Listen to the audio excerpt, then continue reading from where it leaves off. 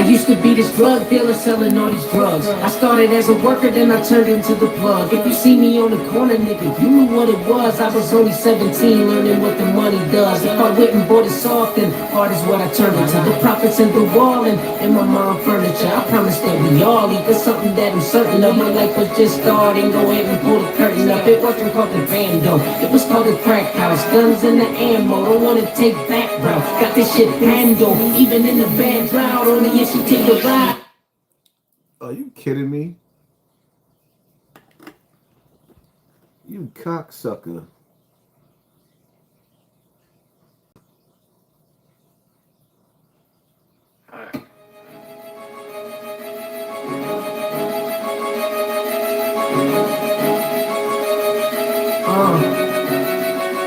I used to be this drug dealer selling all these drugs. I started as a worker, then I turned into the plug. If you see me on the corner, nigga, you knew what it was. I was only 17, learning what the money does. If I went and bought it soft, then hard is what I turned into. The profits in the wall and my mom furniture. I promise that we all eat. There's something that I'm certain of. My life was just starting. Go ahead and pull the curtain up. It wasn't called the bando, it was called the crack house. Guns and the ammo, don't wanna take that route. Got this shit handled, even in the bad drought. Only if you take a ride, hope that you don't back out. If you fall past, you would think it was the cops. I'm picking up this cash, you would think it must have dropped. How long it's gonna last, you would think it would've stopped. Got this money coming fast, you would think it was a twat. I did the same day, man, it really ain't phased me. I put up with a lot of shit if it just paid me. You married to the game, nigga, this is your baby. And if you wanna see it go, don't you get lazy. It's what the money does. This is what the money does.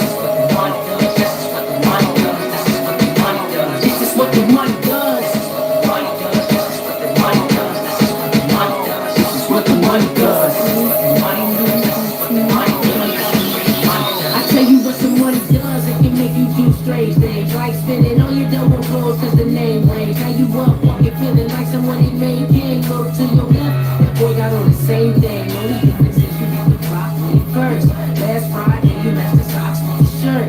Really think them dudes need to stop doing perch. Got they walking around looking like some guys out of birth. Got that piece on my hip, you know it ain't Gandhi. I'm looking for the flip, you know it ain't dominate. Fuck politics, I know they ain't finding me. So if I got a myth, no, it ain't Romney. I'm up on any corner, they like, no, that ain't Poppy. I'm really coming for it, and they know they can't stop me. I've always been humble, I ain't on to get cocky. I want a lot of things, but I don't want to get sloppy. It's what the money does.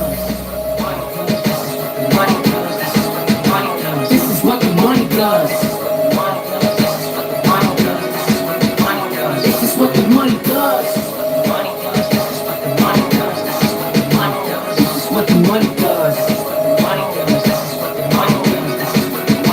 This is what the money does. This is what the money does. I don't wanna play.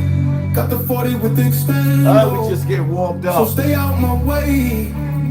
When I'm swerving in a Benzo, we be getting Kane, but I'm a menace like Lorenzo. So stay out my way. I hold that chopper out the window. You get shot like. You a clown, lay him down. You get shot like. 100 round, make a sound, you just try to go. Ever since boys in the hood, over was good. How your body riding somewhere in Florida woods. I'm not the one to play with. Shoot at the ground and put a bullet through your A6. I always did the grade shift. Now everybody got T on me. Joe Clark with the crack, lean on me. 750 in the parking spot, leave on T. I had my youngin' catch a body. She got leave. I kill you a little sooner. And I keep a tray like Cuban Gooding Jr. Bullets spread like a rumor. Had them travel through your body like a tumor. And you know them hammers got a kick like a puma. What up, son? I be selling weed, that's the dope strain. Yup, I got fire in the bottle like propane. Get your wig blown off like Rogaine. And they know I got some, but it's a no name. I don't wanna play. Got the 40 with the extendo. So stay out my way. When I'm swerving in a Benzo, we be getting cake, but I'm a menace like Lorenzo. So stay out my way. I hold that chopper out the window. You get shot like Ricky. You a clown, lay him down. You get shot like 100 round, make a sound, get shot like Big Blicky, stay with the SIG with me. I used to be a YN too, your kids dig me. A lot of y'all some clowns and rats, the Big Mickey. Had you screaming for an officer loud. Like who? Like, and I don't say, I don't care who you think tough or who you stay with. Here, stand up, that's the you gon' lay with. Like a vicious pit bull, I'm the wrong one to play with. If I make the call, you kidnap like Hallie. I could have butter, bring the work back from Cali. 100 with me have been looking like a rally. And my shotgun out the window if I catch you in the alley. Like, and then it's too. Your pops told, so I know you a snitch too. We got stripes in these streets, we official. My gun like Nintendo, it came with a switch too. I ain't never run from like Forrest. Man, this gun got a hell of a kick like Chuck Norris. I don't wanna play, got the 40 with the extendo. So stay out my way when I'm swerving in a Benzo. We be getting cake, but I'm a menace like Lorenzo. So stay out my way. I hold that chopper out the window. You get shot like Rickety. this song is so hard that it ain't even funny. But because the music industry is so grimy and so greasy, so Vaselined out, so baby oiled out, so P. Diddy'd out, so Quincy Jones out. The whole industry is the whole industry. You know, this situation with Max B and Big Daddy Kane is disgusting.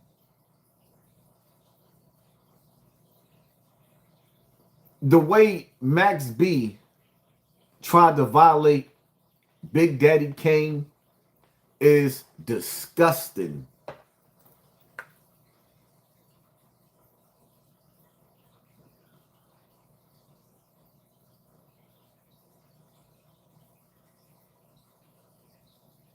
These artists might have had 2-year run. Some of them had a 1-year run. What is a run? Because Kane and them been running since they started. They ain't stopped running. Who Kane? Big Daddy Kane. Where Kane at? I ain't see Kane. The last time you saw Big Daddy Kane. Come on, man, don't do that shit. Nigga, I just did 18 years like you. I ain't see Kane. Kane wasn't even on the kiosk. What did you talking about? Yeah, Big Daddy Kane. What the fuck? This is a legend. This is a legend. Hold up, Y'all man. niggas, I love y'all niggas, but I'm about to do a part 2. When I say something about a legend pussy, you stand out on me, nigga. Don't be disrespecting nigga. Now you can say it and say, who the fuck is Kane? I love Big Daddy Kane. Because he might think I'm But I talking ain't about see that nigga shit 19 He might be saying, years. let me correct you. He think, no. He think I'm talking about, He think I'm talking about Kane from Menace or somebody. You said Big Daddy. I love Big Big Daddy. Daddy's still performing all around the world. Oh, God. All right. What the fuck? You said New York. Where the fuck he at in New York? He getting What tapes and mixed singles that nigga got right now in the baby? I ain't talking about tapes. I'm talking about like What? he's still performing. Man, what have you done for me lately?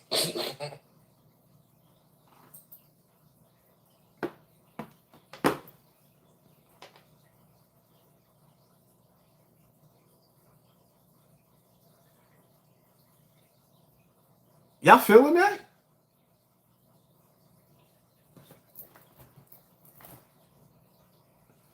And the reason why I'm kind of messed, I love Max B. Let me play your game, Max. Because we really, really do love you, Max B.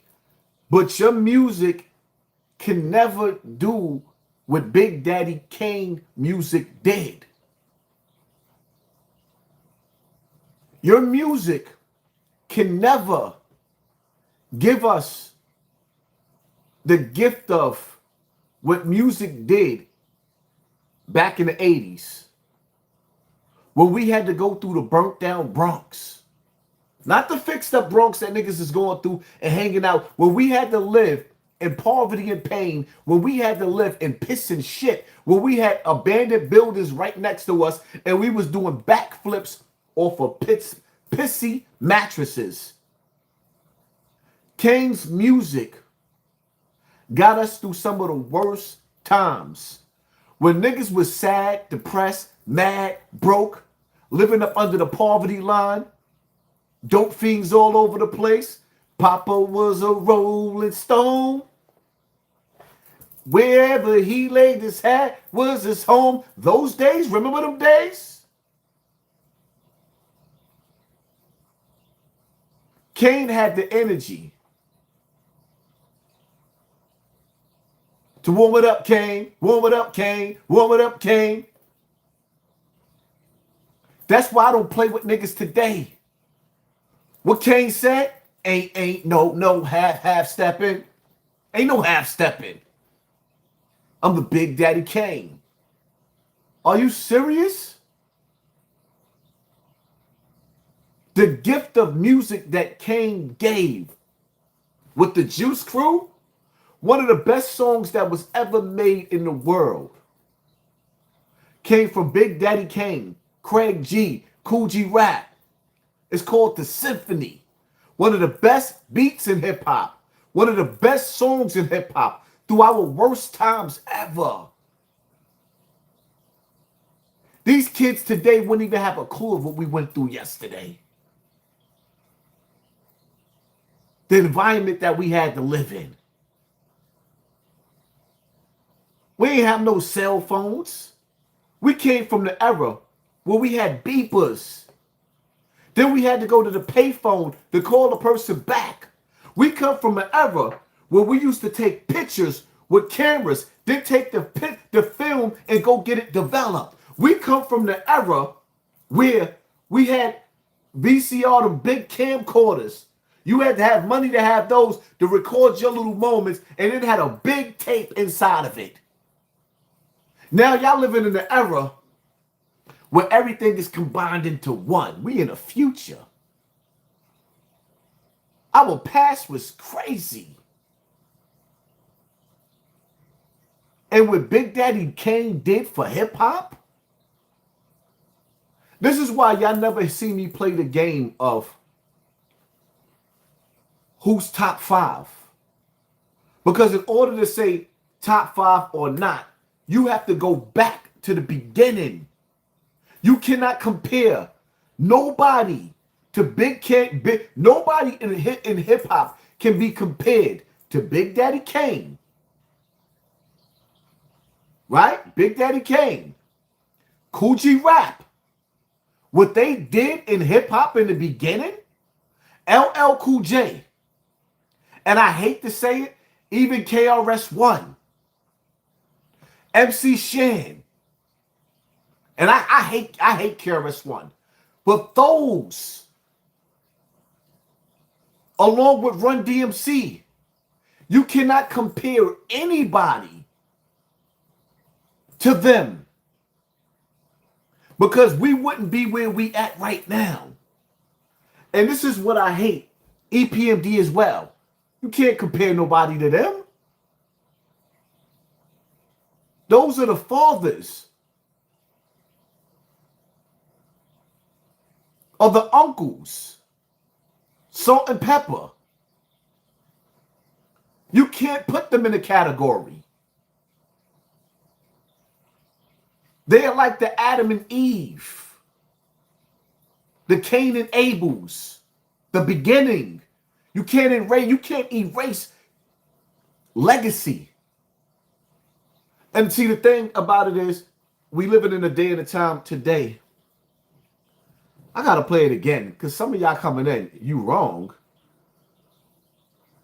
You out of your mind. I can never be wrong with my thoughts. You could agree or disagree, but these are my thoughts. You might not even experience hip-hop the way I experience hip-hop. Some of our hardest times growing up in those days, the only thing that got us through those rainy days was the music. That's the gift and the curse about the music and where we came from. The things that got us through life was the music. That's why we are addicted to music, and that's why the music has been turned into a weapon against us. That's why Nas said somehow the rap game remind me of the crack game.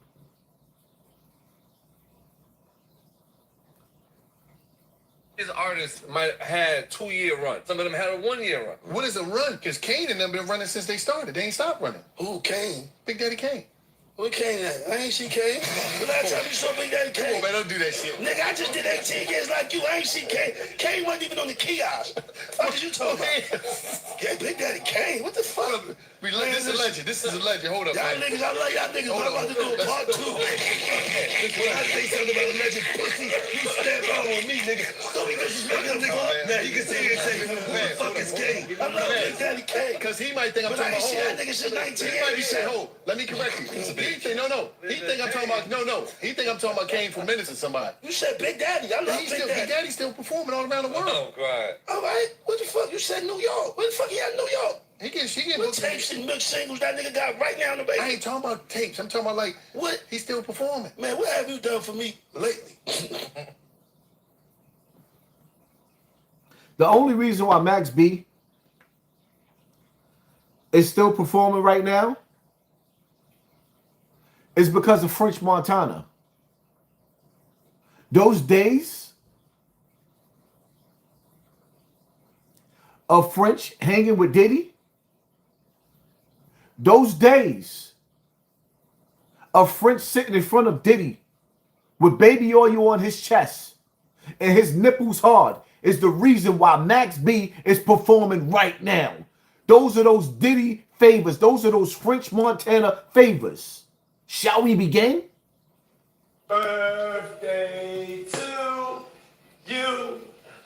Happy birthday to you. Happy birthday. Look at that baby oil.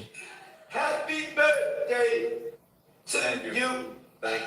This is a special birthday for both of us. Yeah. Can y'all see the baby oil? Not today, yesterday. Chest glistering? Love. First birthday. I started a new chapter in my life, and you did too. You know what I'm saying? For sure. You ain't had a drink in a year. You know what I'm saying? You look phenomenal. And this is called the Ciroc Water Cheers. So I drink Ciroc. You don't drink. How do we cheers? With your water and my white grape Ciroc. It's called Two Kings Clinks. It's called Two Clinks. Like this.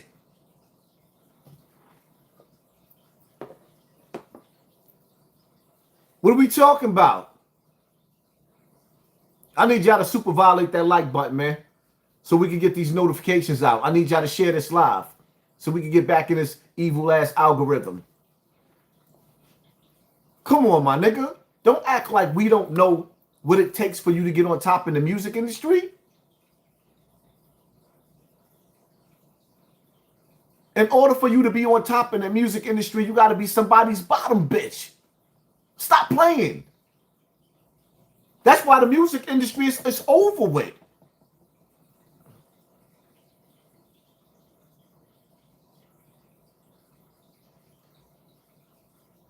Yeah, this is the times that we living in.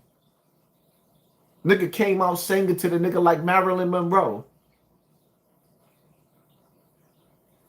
Happy birthday to you. Nigga, you Marilyn Monroe? Why is that song? Why he ain't saying that? Happy birthday to you. Why the camera came on while he had his shirt off?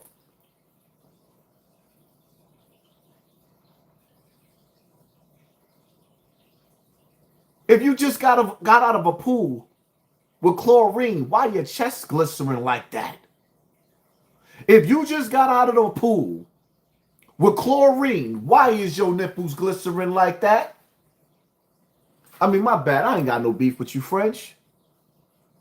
But there's no way. I don't know if y'all seen the video with Max B showing the picture. He's showing the picture of the Playboy magazine with Big Daddy Kane with no clothes on with some chocolate candies. Pictures that he was taking from Madonna. Now, I ain't gonna admit, I mean lie. A lot of us was mad at Big Daddy Kane over that photo. But Max B got the audacity to see what I need for y'all to understand when it comes to hip hop, when it comes to anything that a black person could do that's great, right? Because now this algorithm is flipping on niggas like me. Just 2 months ago, I went live. I had 32,000 people watching me in attendance. Ever since then, they've been glitching out my page. I'm sitting up there looking at Netflix, or rather people sending me the clips of Netflix. Niggas is up there killing people on Netflix talking about turn this TV off right now. And I'm like, whoa. My slogans is all over the world now, all over Netflix. Made it to the Grammys. Kendrick Lamar getting Grammys off of my slogans. And it's no worse feeling in the world when you accomplish the things that nobody ever thought you could accomplish. And then somebody will come along and talk about, oh, you washed up now. It's like, whoa. In Hollywood, they give you the Walk of Fame. They put you in the Hall of Fame as well because of your accolades. But in the nigga section, you always got an arrogant nigga that don't say, yo, I appreciate for everything that you did in this sport or whatever we doing. Nah, they can't wait to see your downfall. The only reason why people get 15 minutes of fame is because the people in power starts dimming your light. Why you think when Dr. Dre sat down with Rakim, you think they didn't come out with no bangers inside that studio? The powers to be said no. If Rakim would have sat down and did an album or 2 or 3 with Dr. Dre like they were supposed to, if Busta Rhymes would have did an album like he was supposed to with Dr. Dre, drill music would have never gave birth in New York. Drill music wouldn't have even been able to stand a chance. You know why? Because niggas would have still been being educated and still singing talented music coming from our forefathers. Jadakiss didn't get whack over the years. That nigga got 10 times better. Jadakiss is way better now than what he was 20 years ago. But we would never get a chance to know that. You know why? Because that music is not going to get pushed. They don't want us to evolve into being grown men. They want us to be looking at them blueface ass niggas. That's where they want us to be, ignorant. Adrian Bruner is a world champion clown right now. A world champion clown on his last leg. And in order for him to eat and get paid with sponsors, he have to do some of the most ignorant shit in the world. Adrian Bruner is a champion, a fighter, a gritty nigga who had to turn himself into an ultimate bozo. He had to become what Charlston White say he's in character. Adrian Bruner is in character, and his #1 mission is to sell black people the most ignorant version that he could possibly sell you. Are y'all buying? Are y'all buying?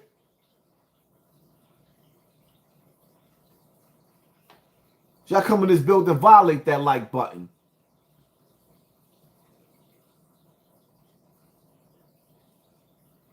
Somebody's blocking you. Don't worry. To all the mods, there's a lot of mods that shouldn't even have a wrench here that's in the background that I don't even know from a hole in the wall. In a minute, I'm not even going live on this channel. So we're going to be going live on my other channels. This is probably going to be the last time I do a live on this channel. Because like I said, I'm not going to let the algorithm give me small numbers on my big channel. This is unacceptable. This game that they playing. It is what it is. So we just going to enjoy the moment.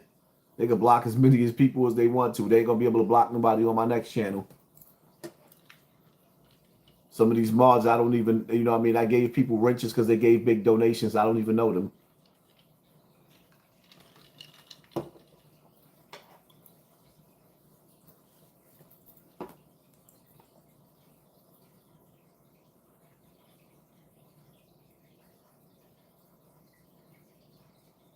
If you had a great 3-year run and you had great records, a great album that, yeah, you gonna do them songs for the rest of your fucking life. Yeah.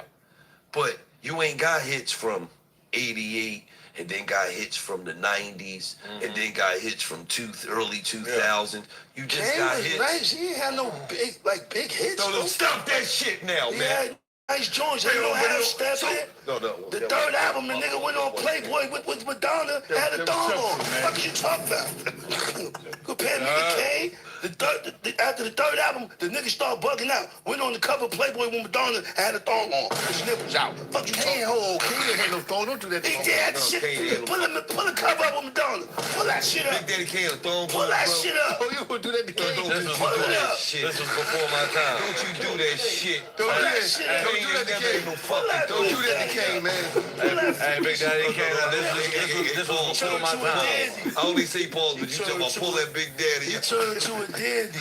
Don't do that to Kane, man. Kane ain't no fucking Shout out to Kane, Kane, man. man. Don't do that to Kane. He was with Madonna. He was with He's a liar. This nigga not right, man.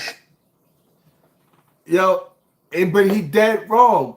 Yo, how you go hard on Kane like that, but you like, yo, nah, that's not right. You can't go hard on Kane like that and then turn around and act like you didn't see French Montana with Diddy sitting on his lap. Nigga was spooning him. Oh, yeah, come on. I know y'all remember that photo. P. Diddy sitting on French Montana lap. Images. Where that at? Come on, don't do that. Images of P. Diddy sitting on French Montana lap. Here we go. Come on, baby.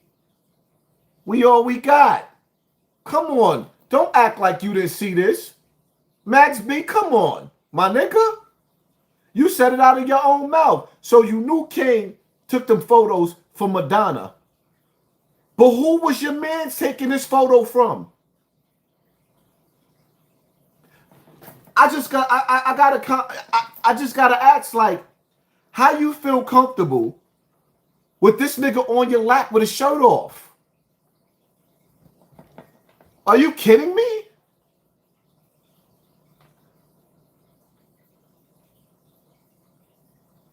Nah, you can't go hard on my nigga Big Daddy Kane like that. Birthday to you. Come on, French. Birthday to you. Happy birthday, dear French. Happy birthday to you. Thank you. This is a special birthday for both of us. Yeah. Because today, not today, yesterday, the whole year is love. It's first birthday. I started a new chapter in my life, and you did too. You know what I'm saying? For sure. You ain't had a drink in a year. You know what I'm saying? You look phenomenal. And this is called the Ciroc Water Cheers. So, I drink Ciroc. You don't drink. How do we cheers? With your water and my white grape Ciroc. It's called Two Kings Clinks. It's called Two Clinks. Like this. Yo, you know what's funny? Let's be real, right? He's sitting up there doing a toast by himself. And he's telling French, because you don't drink. We know why French stopped drinking. We know why French stopped drinking. French didn't want to fall asleep no more. He didn't want to go to sleep up and wake. He didn't want to go to sleep and wake up and that Duke shoot be hurting, throbbing, like somebody done plunged it with a plunger.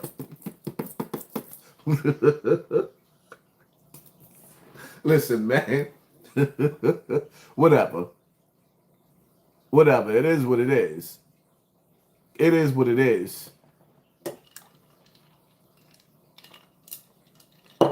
We love you, Max B, but you playing yourself. Like literally, you playing yourself. You even still lucky that we even dealing with you or showing you love after what you went to jail for. Nigga, you set Shorty up and told on her. Then told on your brother. And then you coming out here like you greatness. Everybody do not know your music.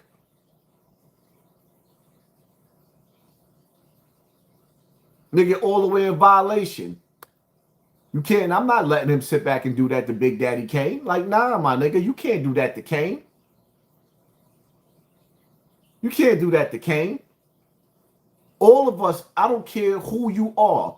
As you get older, you are going to fall off one day. You're going to fall off one day, sooner or later. That's how life is designed. You came into this world crawling. Sometimes, in some cases, you're going to leave this world crawling if you get old enough. You ever notice when people get old, some of them they be in the bed and people got to change their diapers? We don't shame greatness. We're supposed to take care of our elders, not shame them. Just remember, for everybody watching, we all going to be an elder. Some of us is becoming elders right now. That type of buffoonery, nah, absolutely not. It's unacceptable. Unacceptable. Shout out to Big Daddy Kane for giving us the beginning, damn near, of hip hop. The beginning. Because if it wasn't for the Rakims and the Big Daddy Kanes and the Coogee Raps, there wouldn't have been no Nas's and no Tupacs and no Biggies. Those are their sons. We have not yet to see what Max B can produce in hip hop. I'm sorry. You haven't even superseded Jim Jones yet, my nigga. He birthed you. You haven't even surpassed him. Stay humble.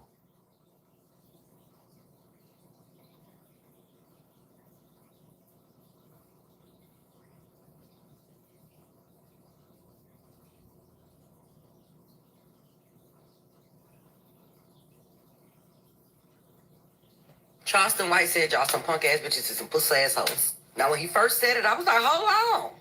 But as I listened and tuned out the cooning that he did, but actually listened about what they'll do if the white, I won't go back to slavery. Well, guess what? We're going back, boy. And Chud is to test, to show white people what they can do and get away with their nigger. Now when I first seen that, I was appalled. I'm like, what is he talking about? But then I found a longer video. I done fell in love with that white boy Chud. That white boy Chud that's going around macing niggas. Pick up my hat, nigga. What you fucking looking at? You chimping out, nigga? I love Chud. I love Chud because you know what Chud is showing everybody? Black people are cowards. You can spit on them. You can call them niggers. They won't do nothing. But if another black person says, what's up, bitch ass nigga, what you looking at? They'll kill him. If another black person does the things that Chud is doing, white people can go back to mistreating black people. I swear to God. And black people ain't gonna do nothing but take it. Man, why really? Just, man, you know what's scary? They letting them walk around and stream it. Don't y'all walk around streaming and video recording? Us kicking each other ass? What's up, bitch ass nigga? So what's wrong with Chud? What's wrong with Chud? I've never heard of him. I have. Now, while I don't agree with the whole love and Chud thing, and I don't think that what Chud is doing is right, what I do agree with is that we'll pop each other faster than we'll pop them, which means what he's saying is right. We keep saying we don't want to go back to slavery, but we literally letting these European people do whatever they want to do. Chud is going to the hood, bothering black people, and nothing is being done. That man making home and sleep every night. Yet, if Lil Rico and Day Day get into it, and he call him out his name, he popping them. And somebody mama ain't gonna have a kid no more. Make that make sense.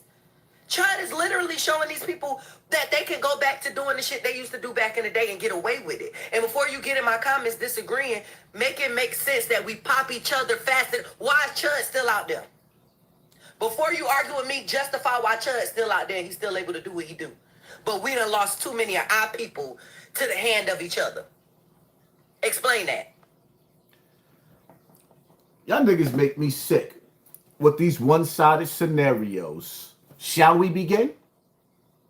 Because some people sound so intellectual, they sound so intelligent until you challenge the stupid shit that's coming out of their mouth. Now, first of all, right?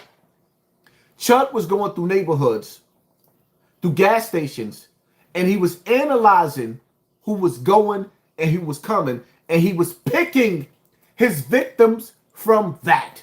Don't nobody know where to find Chud at, my nigga. Chud didn't go to Brownsville.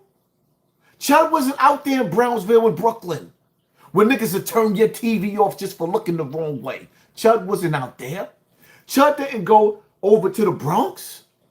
He wasn't walking through Soundview and Castle Hill. He wasn't walking through Cortland Ave where them niggas is blazing every day, talking and playing with niggas like that. Chud ain't never ran into a nigga like World and played with him like that. Chud ain't never ran into a Pistol Pete and played with a nigga like that. Chud ran into regular people who had something to live for that just wanted to make it home to their families. Stop trying to turn everybody black into a murderer. Black people, number one mission is to make it home so they can keep a roof over their wife and kids' head. He ain't never ran into a Bobcat, a nigga like Bobcat that sat up there and went and aired the whole precinct out. He knew who to play with. Stop trying to make everybody black sound ignorant and stop trying to make everybody black sound weak. Because if he would have stopped the right black person, oh, he did. And you know what happened? They spit in his face with his gun. Why y'all not playing those videos? Why y'all not playing the videos of the black people who smacked him and punched him in his face? Huh?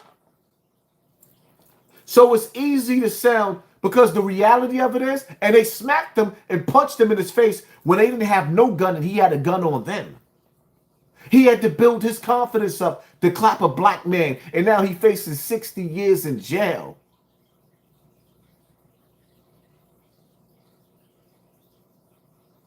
But sometimes you got to listen to something again, right? You got to listen. I want y'all to listen. Listen to the words of Charlston White. What he said in that song? I never had to run from the Ku Klux Klan, so I shouldn't have to run from a black man because of self-destruction.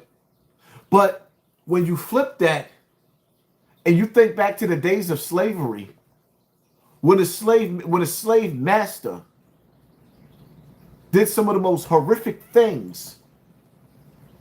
Like, I'm the first nigga before Charlston White stole my shit to tell y'all the story about how when I used to go to church and I used to be burning up in the summer and I used to hate going to church, and I'm fanning myself with the fan in the church here. Charlston White got that shit for me as I'm fanning myself in the church. We shall overcome. I'm fanning myself, and I looks at the fan, and you know what you see on the fan? Niggas was fanning themselves with fans that had black babies next to lakes and alligators eating them. I'm the first one to put that shit on the internet. Niggas stealing my shit. Yeah. So when you listen to a Charlston White, listen to his words because he mean what he say. Because some things ain't character. I gotta play this again. Charlston White said y'all some punk ass bitches and some pussy ass hoes. Now when he first said it, I was like, hold on. But as I listened and tuned out the cooning that he did, but actually listened. About what they'll do if the white, I won't go back to slavery. Well, guess what? We're going back, boy. And Chud is to test, to show white people what they can do and get away with their nigger. Now, when I first seen that, I was appalled. Let me stop that. You hear what Charlston White said? We going back, nigger. And it ain't no stopping it. But I'm constantly on this platform telling y'all the same thing. That old school evil is tired of hiding. And instead of Charlston trying to wake niggas up, nah, he wants to keep y'all entertained because he ain't never had a taste of money like this with his CIA working ass. That nigga's compromised. He mean what he say. He don't care about what happened to black people. All he care about is him being that little nigga from 300 with the hunchback that got next to Xerxes. When he got next to Xerxes, he started getting the coochie. He started getting the bag. He got all the gold, so he sold his people out. That's what y'all dealing with, a sucker. I'm like, what is he talking about? But then I found a longer video. I done fell in love with that white boy Chud. That white boy Chud that's going around macing niggas. Pick up my hat, nigga. What you fucking looking at? You chimping out, nigga? I love Chud. I love Chud because you know what Chud is showing everybody? Black. You love Chud. You love to see your people get hurt? That's tired of fighting? Every black person ain't hurting other black people. And let me keep it funky too. See, when you say black, right? A lot of people that's committing crimes in black America ain't black American. You got a lot of them niggas coming from Trinidad. You got a lot of them niggas coming from the Dominican Republic. You got a lot of them coming from Puerto Rico. You got a lot of them coming from Jamaica. You got some of them coming from Cuba. So when you sit up there and you put in all of the black people, everybody that's black Americans, stop bunching us in. Because you got people that's coming from overseas committing crimes. Stop taking Americans and bunching us with everybody, and then we get to carry the weight of all the ignorance. Because that's what's being done to black Americans too. And it's messed up because they're not sitting up there saying, you never hear, oh, it's the Puerto Ricans. Even though in jail, the Puerto Ricans was running the jails for years. You never hear about the Puerto Rican crime rate. You never hear about the Jamaican crime rate. You never hear about the Trinidadian crime rate. You never hear about the Cuban crime rate. It's just everything being blamed on black people and that shit getting played out. It's getting played out. We have to carry the faults of every other group of people from every other village, every other tribe, or every other island. We have to carry everybody bag. Nobody's carrying our luggage. If you feeling what I'm saying and I'm right, put a 1 in the comment section.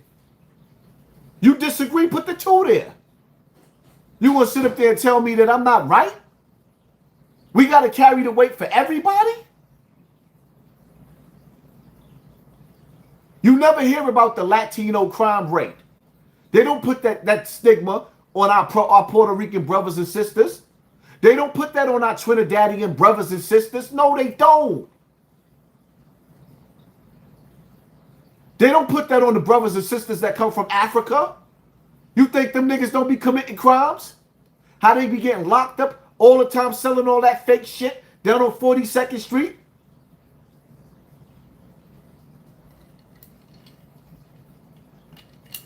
They don't have a crime rate, only us. Go stand your stupid ass in the corner.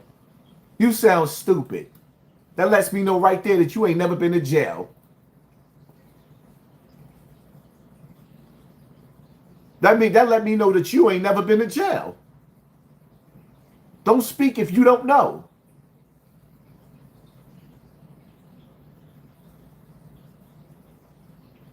Then when you say, okay, Latinos, Spanish-speaking people outnumber black people in jail. Now, you're going to say everybody come from Puerto Rico or it's all the Puerto Ricans. No. Puerto Ricans is not the only ones in jail. You got Dominicans in there too. The Mexicans are the strongest in the jails. So now let me ask you a question. Being that Mexicans mostly live in black neighborhoods or close to black neighborhoods, when crime is being committed, Who you think they placing the Mexicans under? They're not placing the Mexicans under the whites. When they committing crime, they placing them up under the blacks. When they need numbers, they'll take some of the Latino brothers and the Mexican numbers to make the white race look bigger when it comes to the stats. But when it comes to the crime, they push you up under the category of being black. Stop playing.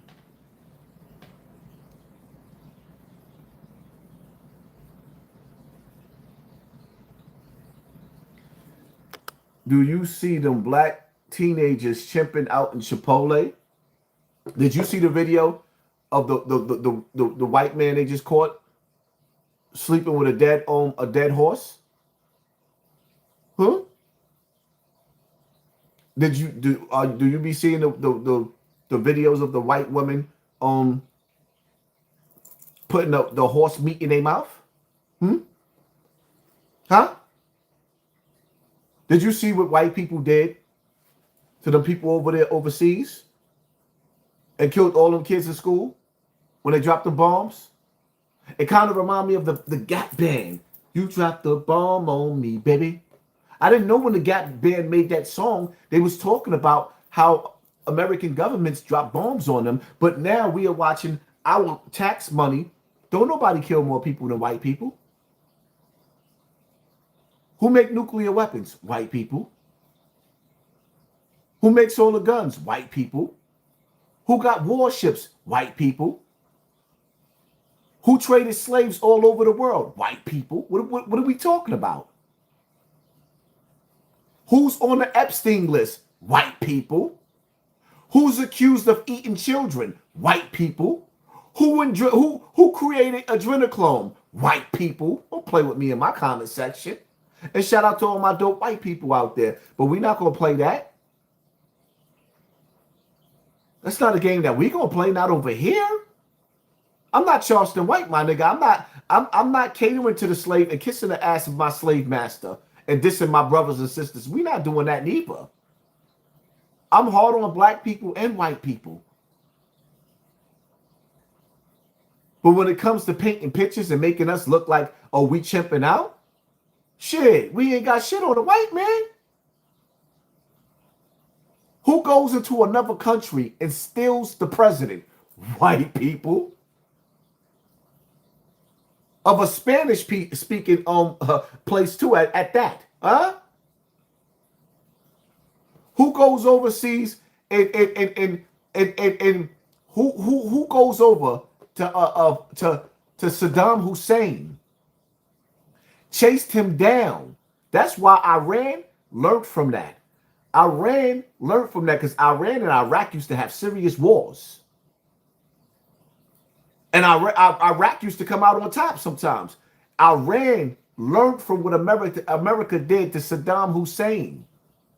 Went over there and dug in the holes and got him out.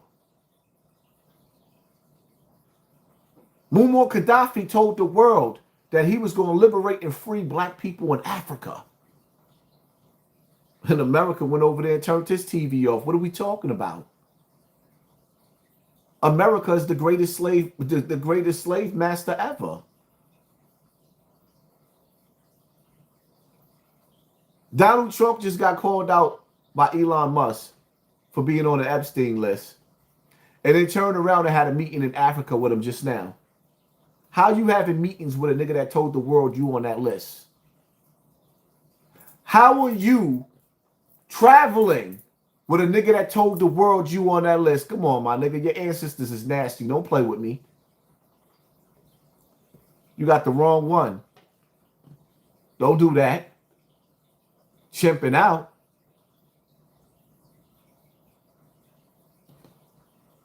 The sad part about it is you told he's sitting up there calling black people chimps. White people look more like chimps and monkeys than black people. Black people are not, we're not born with tails. We're not born with tails. We don't have to get tails cut off our back. Most black people don't even know white people are born with tails. Stop being disrespectful. I'm not even being funny. They're born with tails. Not all of them, but some of them are born with tails.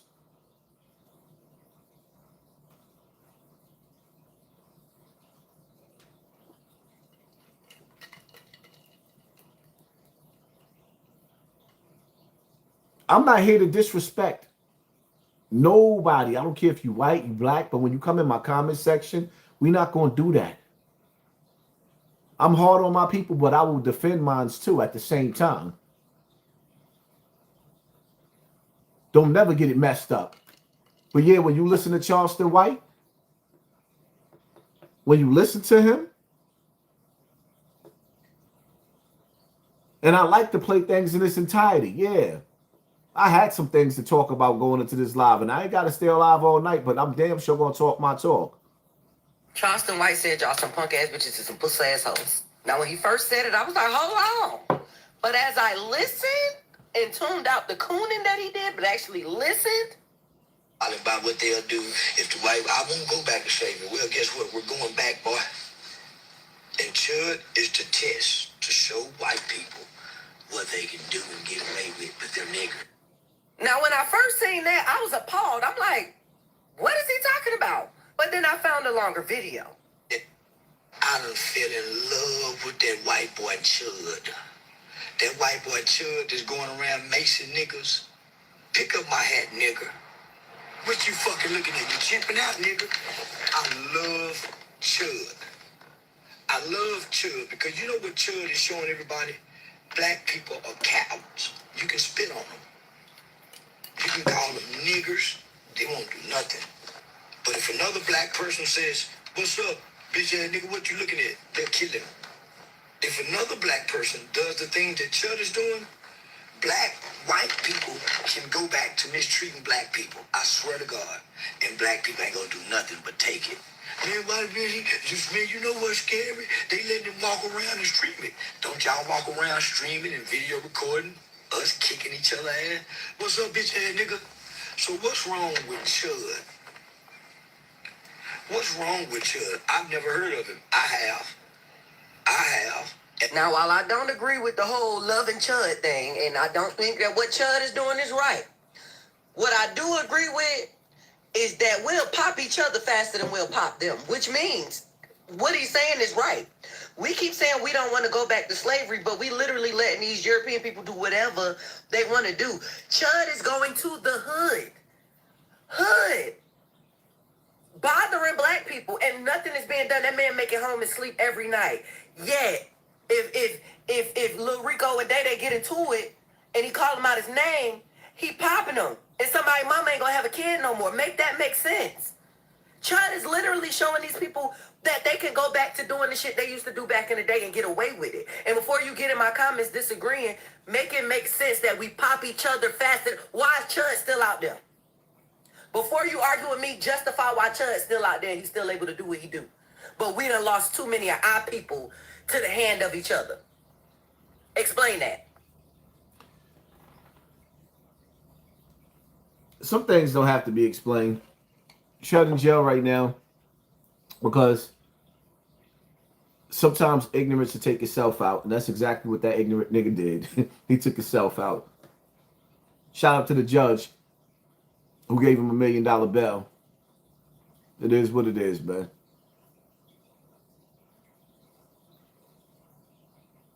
I just get pissed off because everybody like to bunch all of us in a bunch.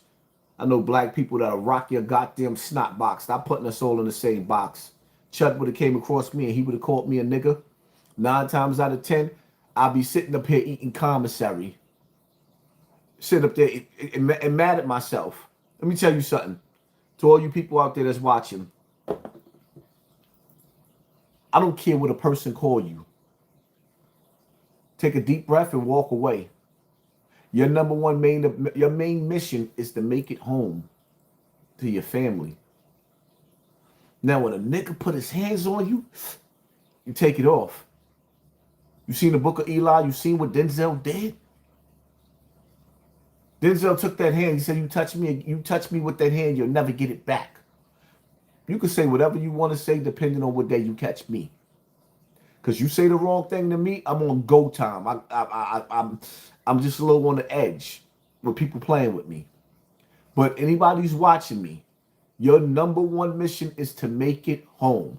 Now, when a nigga make you feel like he about to touch you or he gonna try to touch you, by any means, you do whatever you gotta do. Because You can beat a case. You could go to the jury and say, yo, this is what happened. And they might let you go from jail, but you're not getting out that coffin. You sneeze wrong around me, we're going to do whatever we're going to have to do. Whatever we have to do. And how my nigga said, I ain't with that wrestling. I ain't with that wrestling.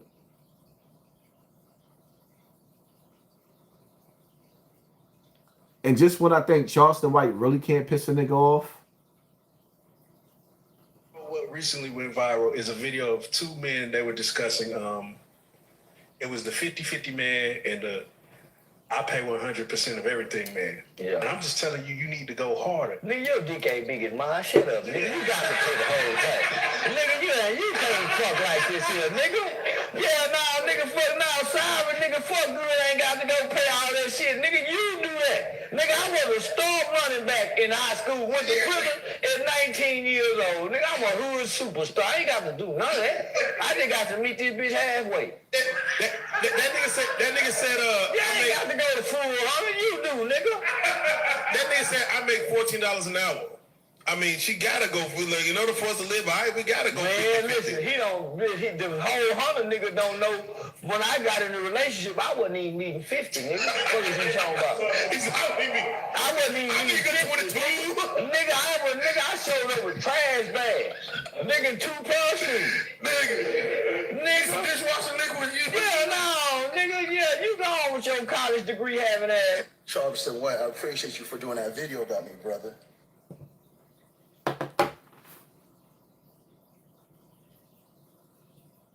When I say my brother Yada make me proud, and even though I don't agree with everything that Yada say, I like 99.9% of what he said, because regardless of what, Yada is not giving room for men to make excuses. The nigga Charleston said, I appeared at the bitch house with bags. And I get it, because a lot of niggas did. A lot of females got left a project apartment from their mama. It was passed down, and once shorty got it, a lot of us niggas slid up in the apartment, and we didn't have $1 in our pocket, and we was living off of their welfare and their food stamps. Yeah, I know all that. But there becomes a time. You seen that movie Deuce? When he said, is you not a man? Do you not recognize that he's a man? Because it's time to man up, my nigga. Now, if y'all listen to what Charleston said, listen to what Yada said to Charleston. Oh, I have some alarming questions. When they asked you about protecting and providing, the first thing you mentioned was the size of your penis in a room full of men, and all the men started to giggle. That's alarming, brother. That's alarming. When they asked you about protecting and providing 100% for a woman, your response was, I don't have to because I have a big penis. Come on, man. In a room full of men, and they all start to giggle. You also talk about, I don't have to because I'm a high school star and I went to prison. So I'm a hood superstar. That also means that you're living in your second childhood. You also said you don't meet women 50-50. You meet them below that, meaning that you are a broke pimp. You're the ones that need women for money but always look bad and can't do nothing for them in return. Listen, brothers, mostly sisters, these are the type of men that you have to avoid. All they have to offer is the lowest parts of themselves. Not the highest parts, but the lowest parts. Beware. These men are devilish. They're poor, they're struggling, and all they can offer you is some penis. But when it's time to take care of a child, they can't do nothing. Now you got child support all in your business. We have to get in tune. You guys already know who it is, your brother, teacher, and guide, Yada. Yada, I mean, peace.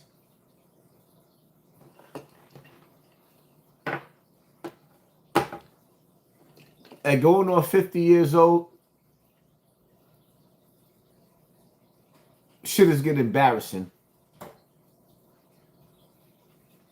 I know way too many men that if you gave them the opportunity to get to that bag and they could make enough money, they would take care of their woman and kids. And they would do it with pride. And may God forgive me from using the word pride because that's what got the devil kicked out of paradise, with pride. Or rather with honor, with dignity, with integrity. Most good men, it is their dream to give their wife and their kids a house, a car, a dog, a white picket fence.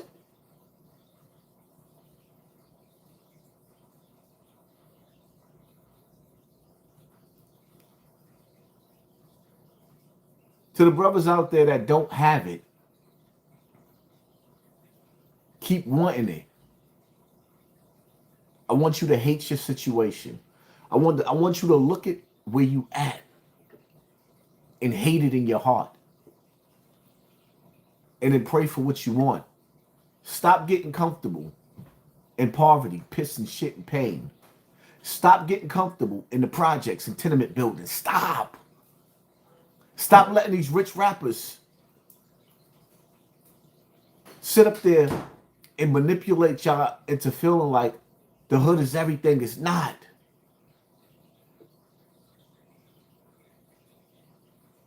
I want everything back that they took from our ancestors. The land, the house. I want my dogs. I ain't gonna say I want the pigs because America got used to have a bunch of pigs. I don't want the pigs, but I take a horse or two. I want a lake. I don't want to just settle for a pond. I want everything that was taken from my people. Stop being so comfortable with the projects. It's more to life than the projects. It's more to life. I want that 40 acres. Yes, I want that 40 acres. Give it to me. Hate your conditions. Oh, I just want to be happy, and I'm thinking, I ain't thinking nothing. Hate it and ask God for more. Then you work for it. Hate it, ask God for more, then you work for it. I refuse to let them sell me paradise when I die while people are living good. You know, it's crazy because I see Whack 100 stepping his game up. That nigga looked at, he must have looked at HASSAN Campbell and seen my yard. Whack yard is bigger than mine. That nigga spent some money on his yard. That nigga Whack 100 yard looking fly right now. I was like, I just looked at his Instagram. He put up his little post shot. And see me, I know how to separate my feelings. I want to see every man, especially every black man that come from the 400 years of slavery. We ain't gonna talk about them fake ass slave ships. We ain't come over here in no slave ships. Them Africans came over here in a fucking plane. They had cameras back in the days. Where's the pictures of the slave ships? They lied. We was already here. We are the natives of America. We lost that war. They erased our history. They're about to do it again. Because every time we find our way back to the knowledge, they erase it all over again. They're about to do it again. I'm telling you, that old school evil is in the future now. And in the future, they got different weapons to erase your memory. They will erase your memory.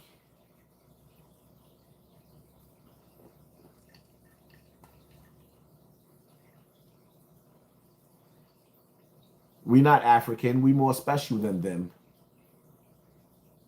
Yeah, I said it. We not African. We're more special than them. We're American. Fuck out of here. Why they gonna paint a picture of people overseas and they're gonna make them our God? No. Then we gotta look for them to accept us. No. I have no desire to live in Africa. I have no desire to migrate to Africa. There's still places in America I didn't see. I have no desire for that.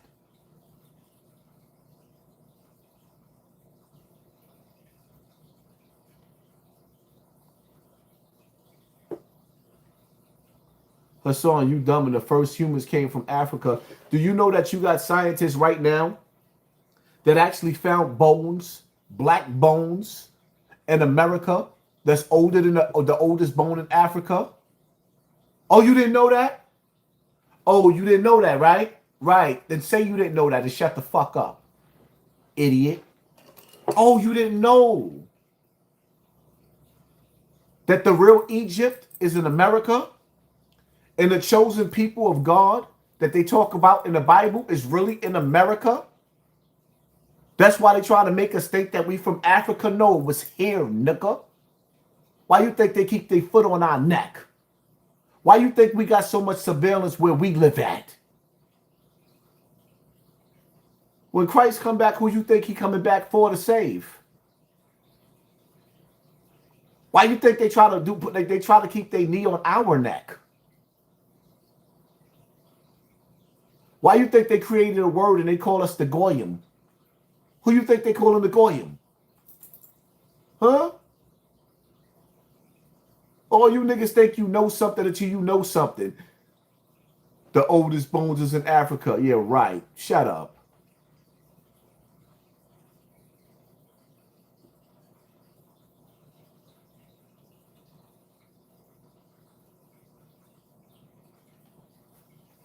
The oldest bones come from America. So what about over there?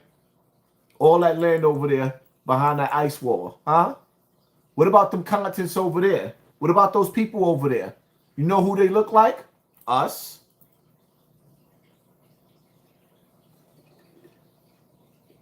Y'all niggas just be saying anything.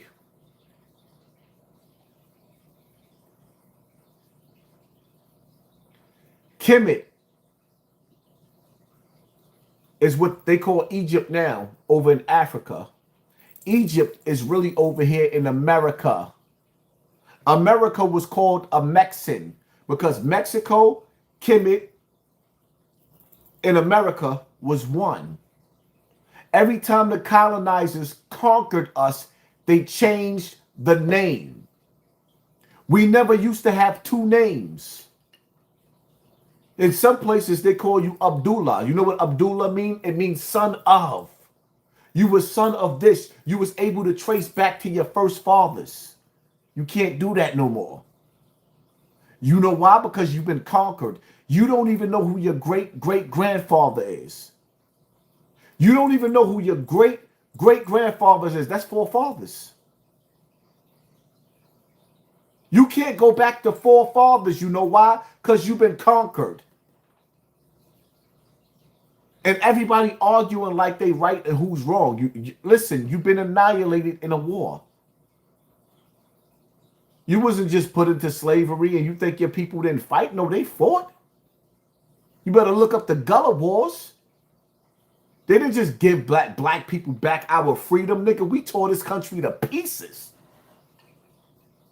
They didn't just give black people back our freedom. We tore this bitch down. I'll whip your head, boy.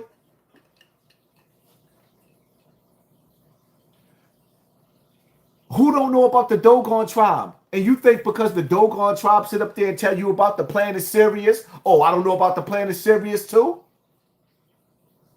You think I believe everything that the Dogon tribe say? You think that I don't believe that some of these tribes was left to stand? You don't think that some of these tribes was a plant? So they wiped out all the rest of Africa but left the Dogon tribe there? Shut up.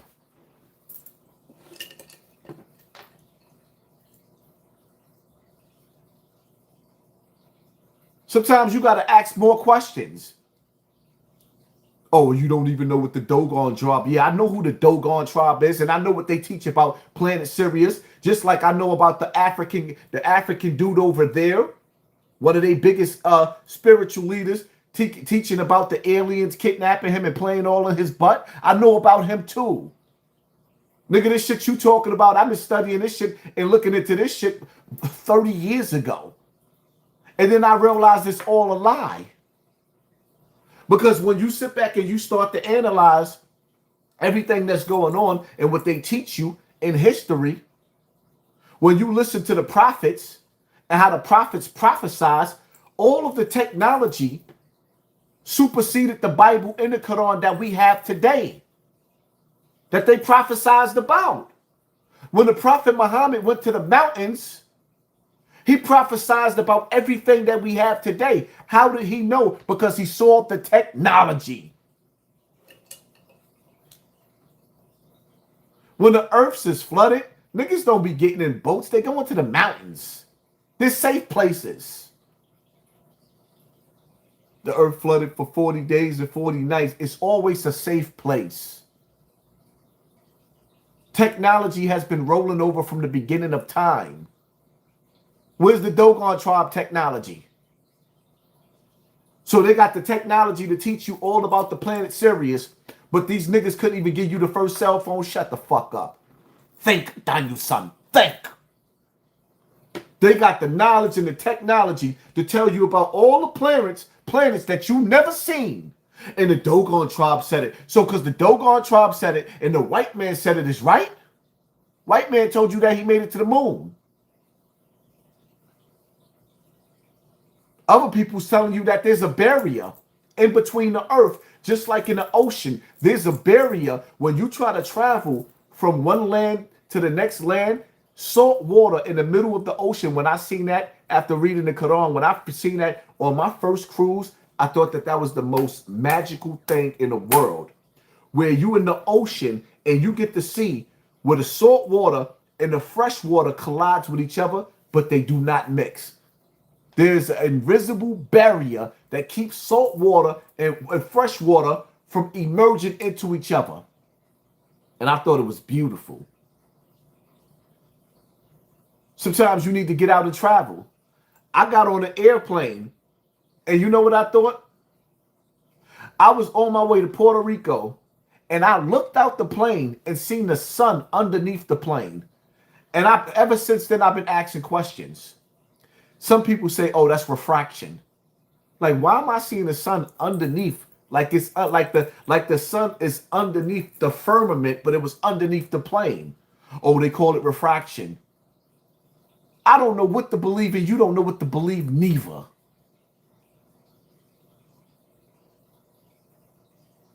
Some people think that the ocean is the real space. We will never know.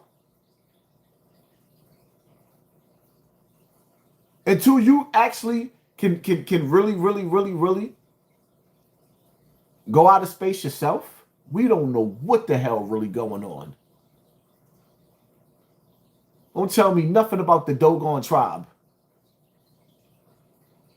The Dogon tribe is supposed to be the smartest people, one of the oldest tribes in this world that they left intact to give us the knowledge because they wanted them to give us the knowledge. They want us to follow their knowledge. They want us to listen to the Dogon tribe. Because outside of that, they would have annihilated their asses. Just like everybody else. And if they wouldn't have did it, they would have had other black tribes in Africa do it. Like, stop it.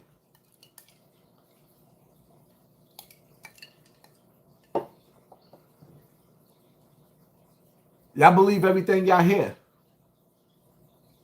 Next, y'all going to be sitting up there running around talking about the Anunnaki and how they created us. The fuck out of here. They want you to believe in the Anunnaki more than God. Now, here's the thing. You've never seen the Anunnaki and you've never seen God.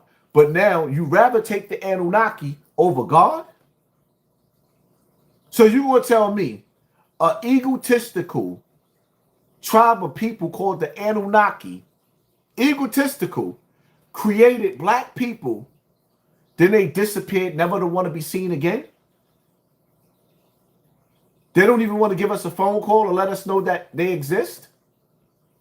That don't sound strange to you dumb niggas?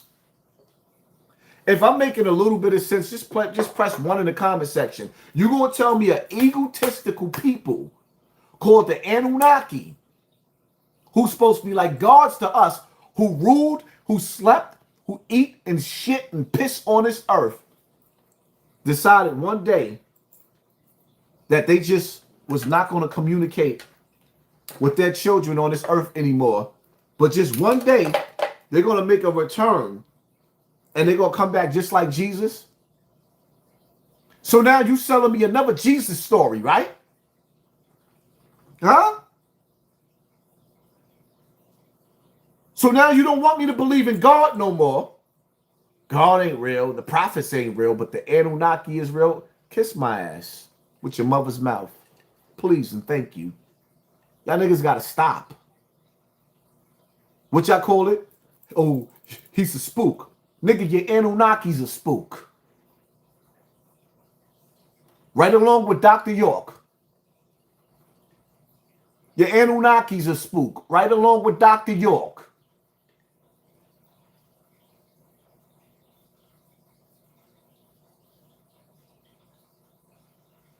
These damn scientists done created holograms.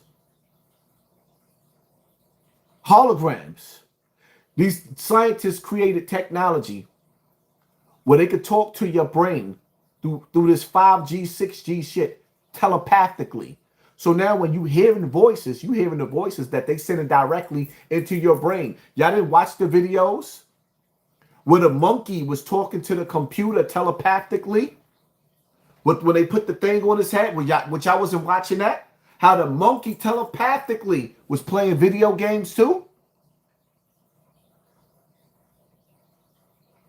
Just admit it and face the facts that you a stupid lab rat. And everything that they do with us is experimental. You look up in the air and you see them spraying that barium and them chemtrails on your ass, and you don't go to the first office in Congress or whatever else to make them stop because you know you're not supposed to be breathing that? What are we talking about? You believe everything they tell you. They told you to line up because there was this big boogeyman called COVID that was going to wipe out the population, and you lined your stupid ass up, and they said most of the people that took that vaccine died. And now we on the verge of a new pandemic right now. And the crazy part about it is you stupid asses is going to do the same thing. They Live is one of my favorite movies.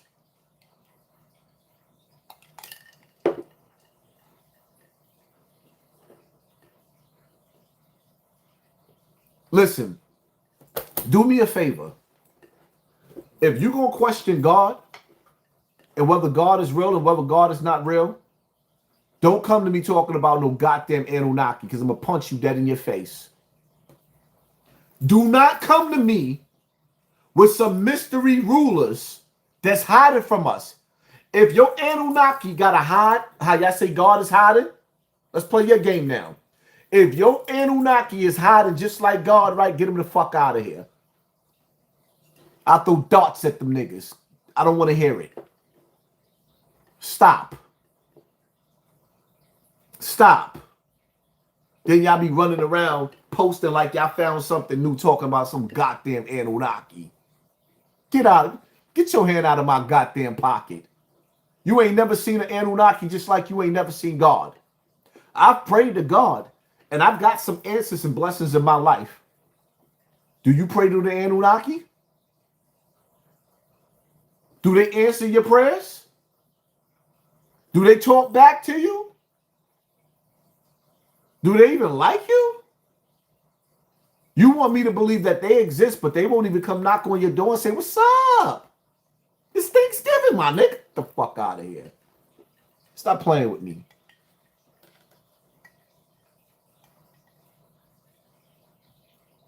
Yeah, playtime is over. I don't care if you don't believe in God. Let me believe in mine. I ain't pushing them on you. The God I pray to might not even like your ass. I ain't pushing them on you, but you damn sure ain't gonna push your Anunnaki on me. Scooby-Dooby-Doo? Not me. Like, stop it. And see, one thing I don't like about black people is that we always looking for something greater than ourselves. Look at yourself in the mirror and see greatness. We always got to put somebody else before us. We got to be second to the Africans. No, not me, nigga. I'm not going to be nobody's Akata.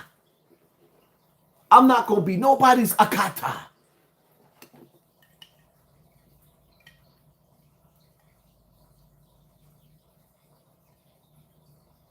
That's what they think about you. That's what they call you.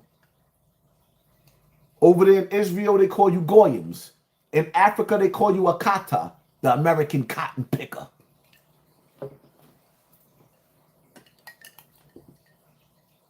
I don't know. It's just something about New York niggas. We different. We trendsetters. I know I am. I come from the era. I come from that era of when that. You know what era that I love? When you look at the album cover of Rakim and you see Killer Ben and all them strong Brooklyn niggas. That's the era I come from. Ain't no half stepping, my nigga. Ain't no half stepping. Yes, I am a child of Bronx River. I might not like everybody over there, but I love my hood.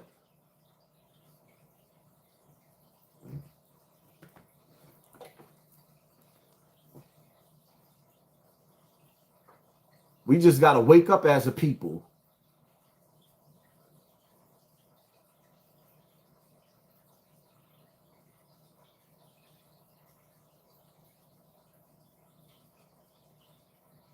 And see me, I hate the, you know what I mean? Anytime I sit down with y'all, it can't always be the celebrity gossip shenanigans. I feel dumb if I just talked about people. It's got to be a method to my madness. It's got to be a message. I have to talk about something that's going to make you think, or life serves no purpose for me. Just sitting up here talking about these raggedy ass celebrities. Most of the niggas I know in the hood are hood celebrities. If the algorithm or Hollywood wasn't pushing these niggas, they wouldn't even have no respect from the era that I come from. But we the last of a dying breed. Now y'all just worship corny ass, whack ass, rich niggas.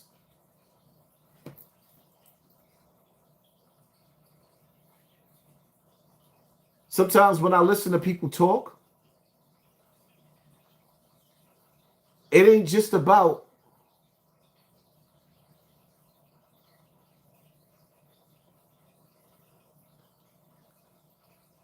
you can't down everybody that come from poverty. And some of the things that I don't really want to go through the whole shenanigans of Rick Ross and him beefing with Mal and the other nigga name. I don't even know them niggas' names like that. No disrespect to them. I don't know them niggas' names like that. They came from Joe Budden's platform. But just listening to Rick Ross is just disgusting. Hey, Mally, I'm using your mama for marketing and promotions. AllHipHop.com, they posting. Too Cool to Blog, they posting. Joe Budden, what it do? These the Joe Budden Jr. Varsity, and so you are Glazers. You're Glazers. You're Glazers. I'm using your mama for marketing and promotions. My car show is June 13th. Your mama's a Glazer. Put a smile on that. Your mama's a Glazer. You smiling? It's the perfect time to go get my new book, Renaissance of a Boss. Hey, Mally, your mama MMG. Your mama MMG, nigga. Your mama made now. Your mama made. You heard?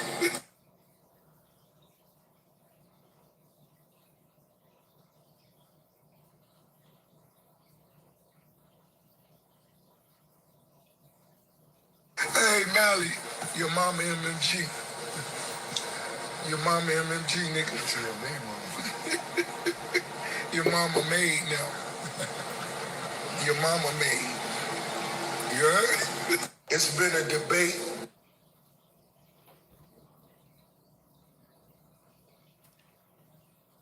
No, Mally, Rory, Mally. This book is in stores, and what I want your mama to do, Mally, I want your mama to read 8 chapters on my live. On my live. How you think that'll sound, bro? Would that be dope? Okay. Mally, I want your mama to read 8 chapters of the best book of the year. See that? A change in plans. Notice chapter 10. Yeah. No, my apologies. I wanted to read 10 chapters. So we'll go to 11.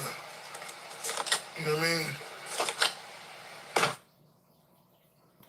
There's a few more clips that I forgot to actually rotate in here, but one specifically when he was at his lake or river, whatever you want to call that, the way he was talking,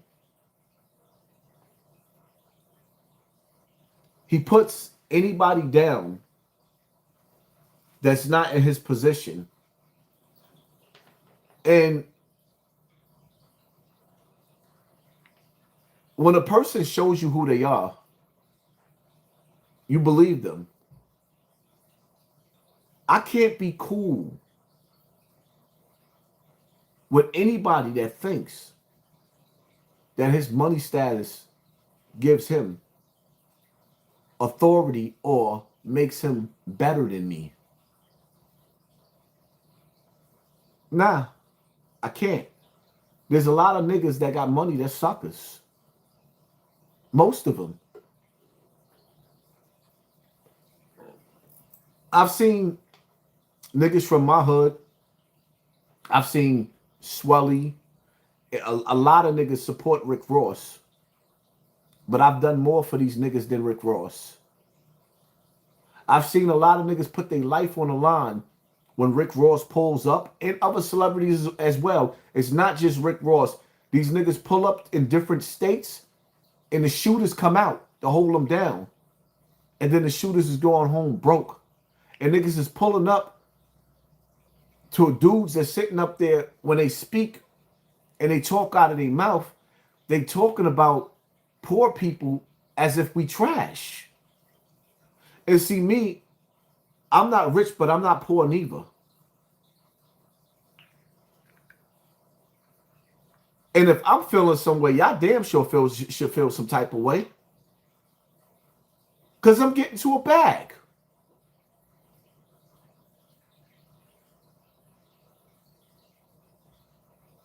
The best people in the world are poor people.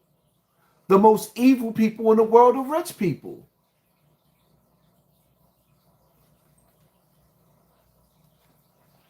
Who we pay attention to is what put them in position. It's time for us to change that. And we only got 3 years left to change that. Somebody said in the comment section, Zip, Zip fried Rick Ross. It all depends on your intellect and how you perceive the situation. Because the same way Zip sat up there and fried Rick Ross for looking at niggas, Woody Woodpeckers, and giving them the cup to piss in. See, the flip side to that is that Zip was letting Rick Ross look at his Woody Woodpecker. And when Rick Ross told him to pull his Woody Woodpecker out, to pull his PP out and pee in the cup, he did it. What are we talking about? When Rick Ross told him to bend over and crack his ass, he did it. What are we talking about? It's ugly on both sides.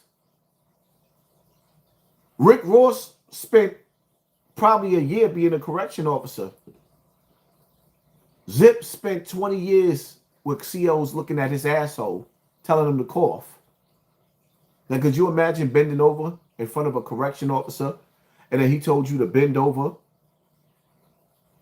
and open up your cheeks? Then he told you to cough so he could see your hole open up. And while he watching your hole open up, he got aroused and you did it anyway? Who wins?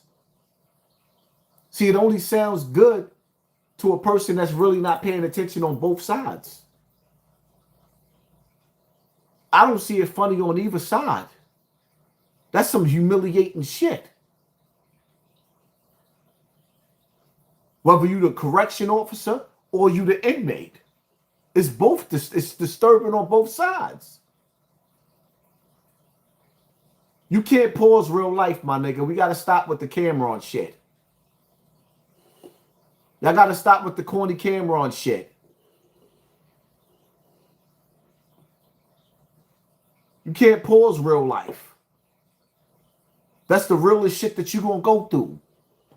When you get locked up and you in that prison, and you got a nigga like Rick Ross standing there, then you got a nigga like Zip coming through the door.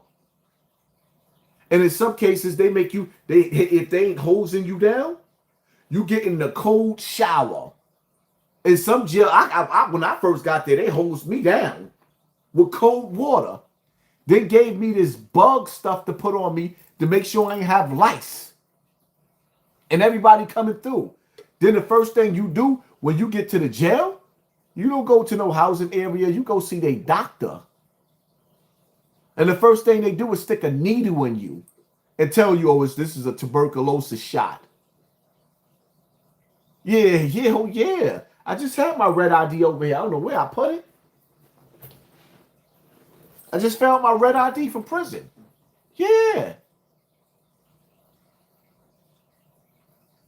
There's no way in hell that Zip could roast Rick Ross without roasting himself. There's no way. Y'all sit up there talking about, oh, he roasted him. My nigga.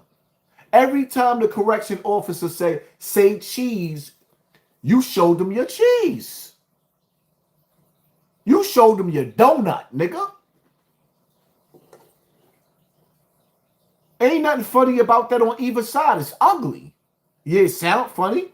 Zip is funny, but that shit ain't really funny. Zip father spent like 50 years opening his ass cheeks to COs.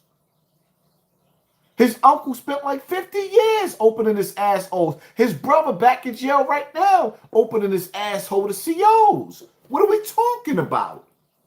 That's not funny. It sounds funny at the moment. Oh, he roast Rick Ross. How? I bet you 9 times out of 10, Zip will go back to jail before Rick Ross do. Just because you see him sitting up there with Mal and the other nigga, Mal and Rory, I think that's what their name is. I never watched them before. No disrespect to them. But the reality of it is, when you sit back and you analyze it, nigga, Mal, you see Zip on Netflix, but you don't see him with a new crib. You ain't see him go house shopping yet. You don't even see him with a new car. Y'all niggas be open to see a nigga sitting on Netflix. So what? Nigga ain't even got a new car. Not a new car. Not a new couch. Not a new nothing. When people elevate in life, you're going to see the rewards of the spoils of war. Just because you see a nigga on Netflix don't mean the nigga eating. Most of us, if you ask most of us niggas that specialize in content creating and being on YouTube, 99.9% of us, even Vlad and Adam 22 both said they wouldn't even go on to Netflix. They wouldn't. Niggas said in order for them to go over there, you got to give them $100 million. If they offered me $1 million right now to go to Netflix, I wouldn't do it. Because I make more than $1 million off of YouTube already. So why would I do that? I make more than $1 million off of YouTube. Why the fuck would I go to Netflix for $1 million? And then I lose my whole audience? Even academics said he wouldn't go to Netflix. Hell no. That nigga done became part of Drake crew from YouTube.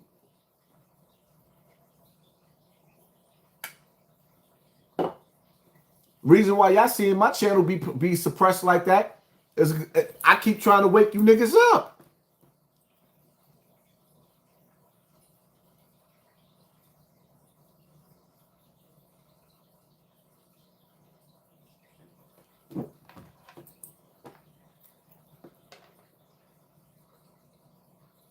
And y'all ain't never seen me go live and my super chat didn't go off. Not $1. Somebody ain't gonna check to see if that shit working for me. Put $1 in there just to see.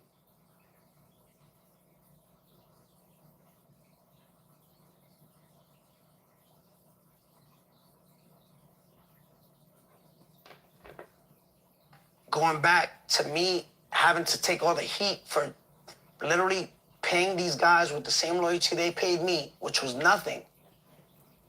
I'm the bad guy. But you know what? I'll take that seat. Hold on. I'll take that. If I have to walk and crawl so Gucci Mane is right up to Young Thug could run and Gunna and T.I., I'll take that. Because I know God has a bigger plan for me. You know why? Look at the chain you got on your neck. Look at the $1 million car I got behind. Look at this beautiful house that I got. Everything that I've been through, blackballed, cooperation, whole bunch of I'm still here. My family's still good. I'm chilling. And who could do that? God. Literally. Let me ask you a How many question. rappers died since 2000? I'm gonna just start from 2018 to 2026. Today, May 4th. A lot. When I came here, I showed up in this Lamborghini, right? Where did I come from? It was gifted to you. No, but where did I come from? I didn't say who gave it to me. Where did I come from? I don't know, God. I'm in West Palm Beach. Where did I came from? Miami. Yeah. Do I roll around security? No. Is there security here? No. Who's keeping me alive? Who's more hit? You in your house, my nigga. Stop lying. Now, here's the funny part about it is, right? When you rich and you live around a bunch of millionaires, when you live around a bunch of millionaires, you don't have to ride around security in those environments because there's no reason to. Because everybody's rich just like you. So you get the, like, Tekashi, where he lives at, he lives where the rich is. And most of them rich people don't even know who the fuck he is. But if he want to prove that he don't roll around with security, just come sit down with a nigga like me again. You had a whole lot of security, my nigga. Like, stop lying. Do you see any security? Why would he need a security for Vlad? Hated me or King Von? Right now, you. Ever. Ever? You. Yeah. Who's more hated, me or PNB Rock? You. Who's more hated, me or Nipsey Hussle? You. By far? Yes. When Nipsey, there was marches in the street, right? Right. Why am I still alive? You don't have the answer. I don't have the answer, but God does. Because cowards live long, my nigga. When you watch the movie Troy, when that little boy went to go get Achilles, he said, the guy that you're going to fight? He's very, very big. I would never fight him. And Achilles said to him, that's why your name will never be known. See, the flip side with Tekashi, you the rapper.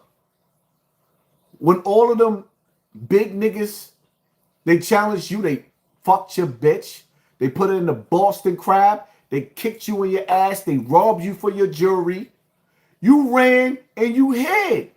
When Harv and Nuke pulled up with you kidnapped in that car, you jumped out of a moving car and you ran. Ricky!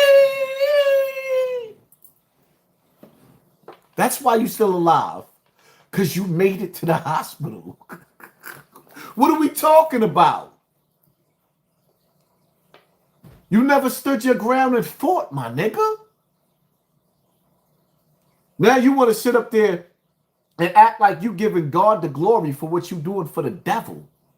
You out here doing the devil's work, misleading these kids, and now you have nothing else to sell, but you want to sell God. Get your hand out of my pocket, nigga.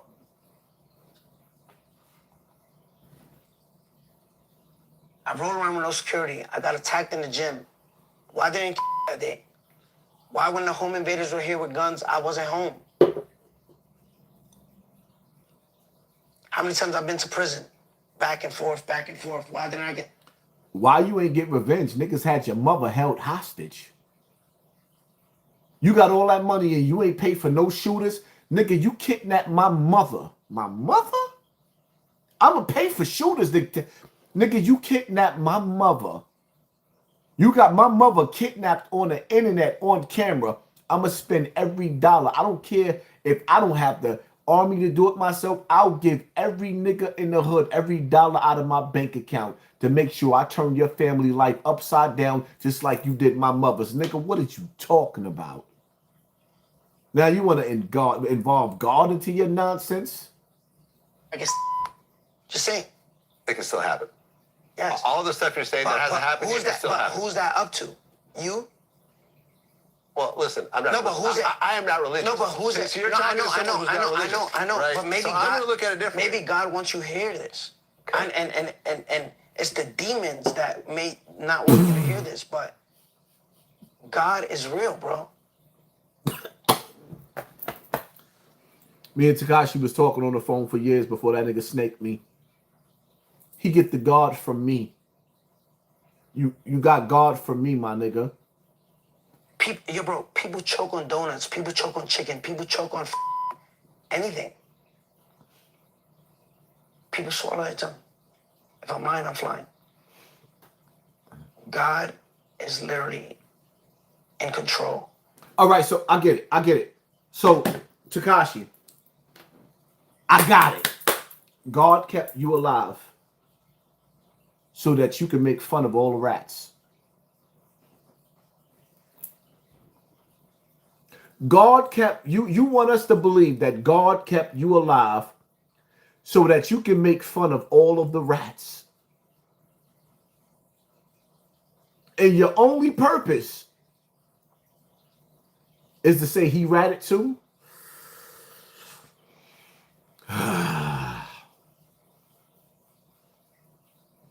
Okay. Larry B5W, pay yourself $1 to see if it's working. Come on now. You got millions. We don't. I never said I had millions. I said I made millions.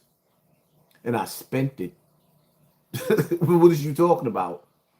I take care of everybody around me. I never said I had millions. I said I made millions. What part you don't understand?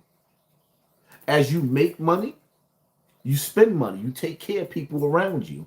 And I'm that nigga. I can never have the amount of money that some of these other people have because I take care of way too many people. But I also make enemies. You know why I make a lot of enemies? Because it gets to the point in a time where when you finally say, you know what? Some niggas is just taking advantage. And you try to test them. And you say no. You don't get phone calls no more. I've lost more friends from saying no. And it doesn't matter how many times that sting of that no, because you realize that the money that you work hard for, they don't work hard at all. The money that you work hard for, these niggas don't work hard at all. And you giving and you giving and you giving and you giving and you giving.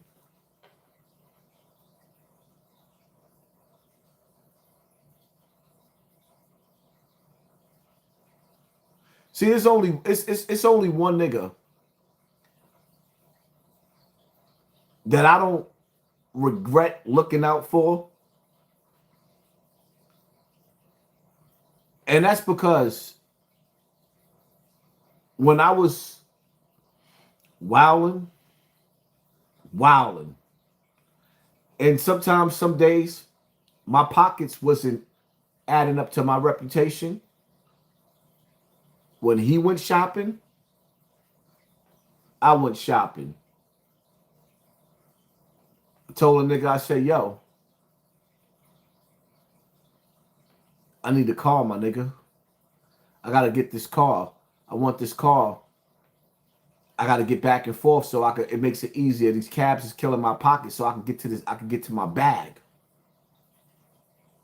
Nigga gave me the money to buy the car. That's why when you see me running around with T-Mac, and sometimes he pissed me off too. But whatever I got, he got. You know why? Because in the days when I didn't have, when that nigga went in the store and he was shopping, spending thousands, nigga ran through millions. T-Mac ran through millions. When he went in that store, put clothes on my back. When I go in that store, now, I put clothes on that nigga back. When that nigga came home from jail, the same way he put me in a whip, I put him in a whip. You treat people the way they treat you. That's the moral of that story. But again, I done lost a lot of friends telling niggas no. Because I'm willing to make money with you. But you just can't be pissing away money and sitting on your ass. And like, I'm going to give you an example. I got a phone call. And I don't want to say too much, but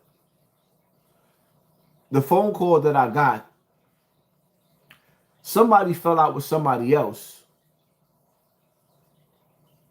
because they didn't have their life together and they couldn't pay their bills. And the person that couldn't pay his motherfucking bills didn't have no kind of bills, but had a job for years. Let's say a year. Let's just say a year. You had a job for a whole year with no bills. And then finally, when your bills kick in, you couldn't pay your first bill. Yeah, to all the adults that's watching right now. To all the adults that's watching right now. To all the adults that's watching right now that know that you have to make sacrifices. You didn't have a bill for a whole year. Ain't paid not one bill for a whole year. Your only bill was to put food and transportation. Food and transportation. And when it came time for you to have your first bill, when you knew that this bill was going to come and you had to pay this bill and these bills, now you can't pay this bill. But then you get on the phone and you start flipping on the people that give you money all the time.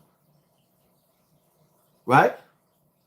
And then you go you flipping on a female with kids that has rent and all the other bills that comes along with children and rent and electrical and what transportation, all that.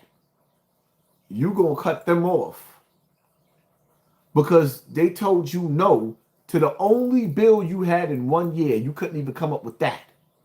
But every month we got to come up with these bills to take care of our responsibility. And this is why I say I don't feel sorry for none of you son of a bitches. You weak niggas. I don't want to hear nothing about your reputation and who you're cutting, how much time you did in jail. If you came out in this world and you can't manage your money to pay your bill, go stand in a motherfucking corner, nickel. Don't nobody owe you nothing, especially after they keep giving you and giving you and giving you. The minute you tell a nigga no, you got an enemy for life. Q Brown 504, thank you for sponsoring this war.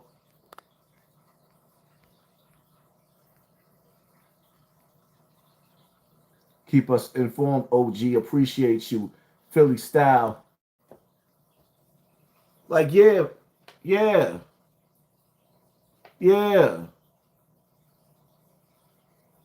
People be bugged out. You know how many niggas I done had conversations with? And they telling me about how they man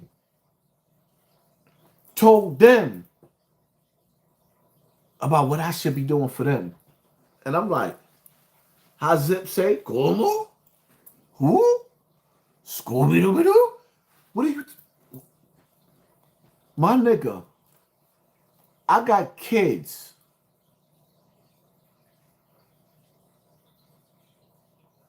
Y'all can't even count on my kids. I'm supposed to give you more than my kids?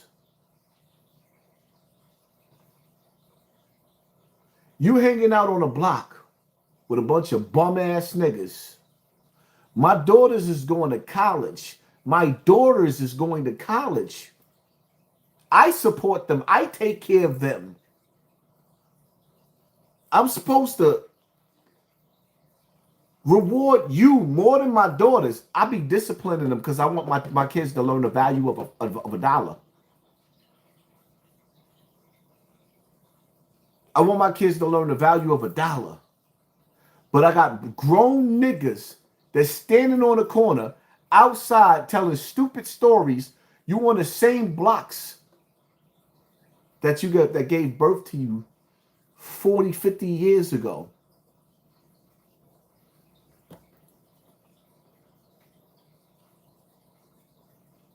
One of my number one prayers while I'm sitting here right now, I'm going to ask God in front of y'all. Please, God, please keep me in a position of being able to provide and keep me out of poverty. I don't never want to ask another man for nothing financially.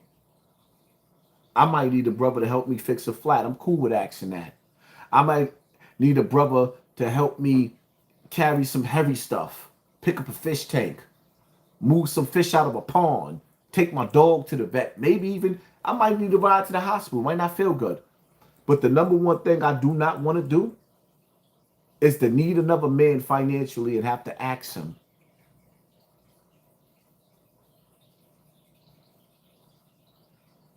This is why all of y'all that's watching me, I don't care what your situation is. I don't care if you got $5 in your pocket. Hate being broke. Hate it. Then ask. Then ask whoever you pray to. Yeah, they just age. I don't know if y'all seen that, but they just zapped my joint.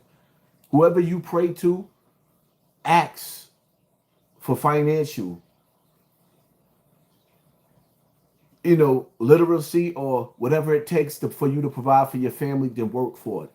Ask God for it, then work for it. Ask God for it, then work for it. Hate your situation. Hate poverty. Don't sit up there and just swim in poverty and accept it because everybody around you broke and they want you to stay broke with them. No, hate that shit. Because some of us got to pass the torch back to somebody else and lead them into the promised land. Being broke is a curse. It's evil. At some point in time, we got to be able to financially stand up to evil. Because most of the people in power is evil and they rich. And you cannot fight on the same level as they fight if your money is not up. It's crazy how the shit glitched out and the numbers went up.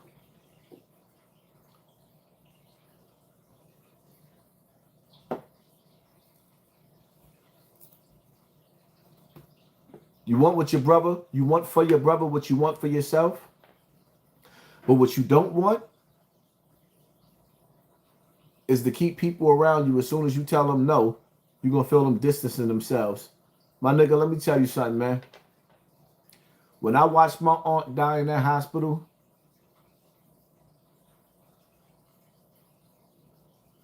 that shit broke me to pieces. My aunt was like my second mother. That's who I ran to when my mother was getting on my nerves. She was one of them, one of the main ones.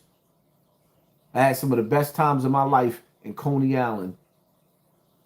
Outside of Jamaica, Queens, Coney Island was my second home. Outside of Jamaica, Queens, and Bronx River, Coney Island was my second home. And the things, like sometimes in life, the things that I be going through, the shit that I be going through, I go through by myself.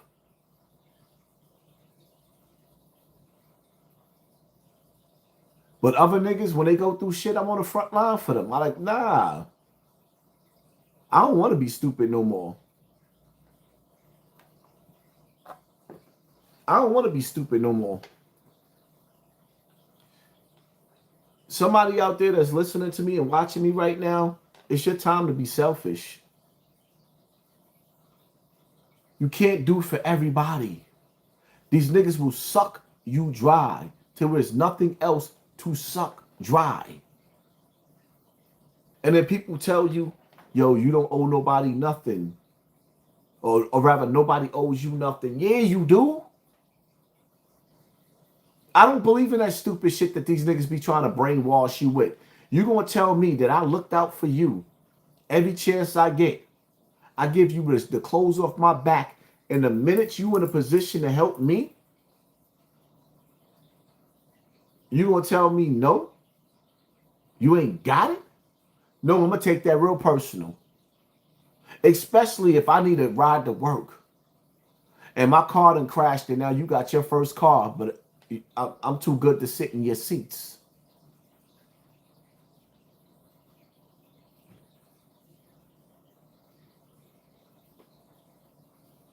I could tell y'all some stories. You'd be like, wow, this nigga lying. I could tell y'all some stories. Y'all be like, wow, this nigga lying. What about your friends? Are they gonna, nigga? Once you get a certain age, it ain't about friends. It ain't about friends. Your friends will take you backwards. That's one thing that I learned. I pray for my friends to come home. And I'm glad to see a lot of my friends that's coming home from jail, because that's what I want for my brothers. But the reality of it is like me sitting at this table throughout the years, I've elevated myself further than where I've ever been in life and where any of my friends ever been. And then I start doing dumb shit and start going backwards. All the way backwards. Standing outside in the hood in front of project buildings.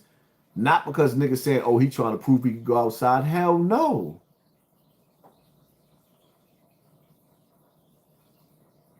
The reason why I got out of the hood is for me to elevate.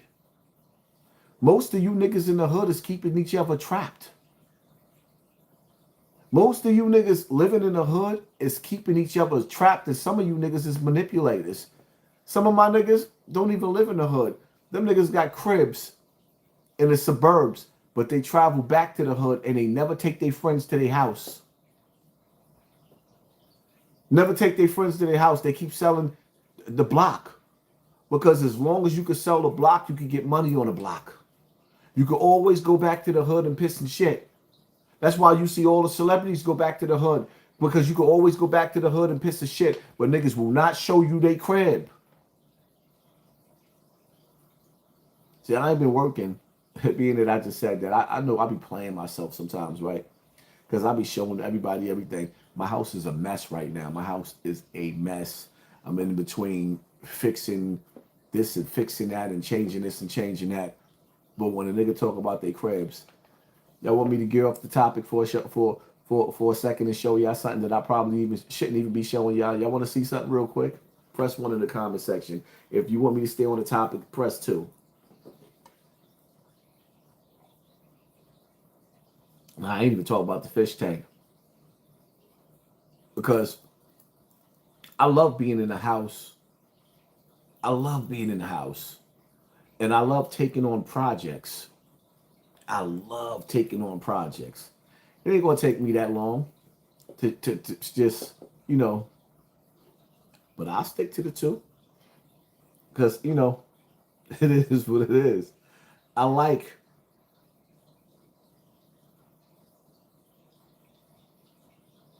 and listen, man, the hood can't give me what I'm trying to give my family and give myself at home.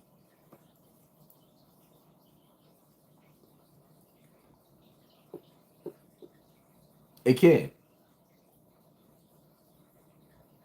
Matter of fact, real quick, right? And I can't really show y'all all of what I want to show y'all, because I'm actually going live off of my phone and I actually need my phone to show you the. So later on, I'll probably do a video, but nah, maybe I'll do a video. I'm getting a lot of twos. I don't know. I'm getting ones and twos. I don't know. Y'all got to really talk to me.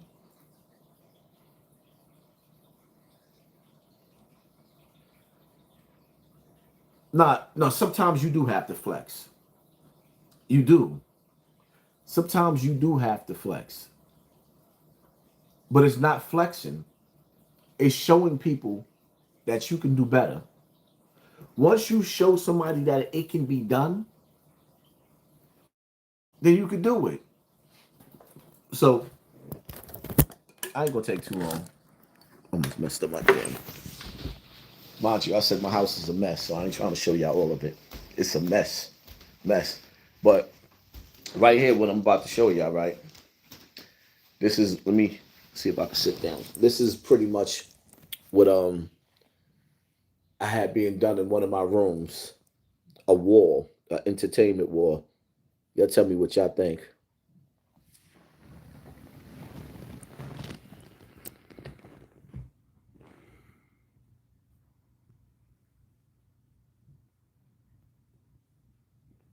Now the lights that you see in the walls, all of them is not fully done. And with the remote control with my phone, I can make the lights just pretty much do all types of different designs while I'm watching TV. So this is just giving y'all a little sneak peek or whatever the case may be, just for y'all tuning in. You know what I mean? You know what I mean? So it's a little mess in here. It's messy in here. But that's just to motivate y'all, man. My house is a mess right now. I ain't showing y'all nothing else, but that's just to motivate niggas to stop buying sneakers. Save your money so that your money can save you. Get out of the hood and experiment with your house. Again, I'm going to say it. I was scrolling through Instagram and I seen a nigga whack 100 yard. I'm like, yo, this nigga coming, he coming for the title. He just don't know. I got, stay tuned. It is what it is. Listen, you can have whatever you want to have. You can support whatever you want to support as long as you got the money. But I'm going to tell you, life is more than sneakers for me. The truth of the matter is, there's but so many sneakers that you can wear. I don't want no sneakers stacked up to the ceiling. I don't. Because I'm not going to wear all of them. Now, y'all want to help me get some more koi? Some koi fish? Yeah. Some more koi fish? Maybe even start another pond? Yeah.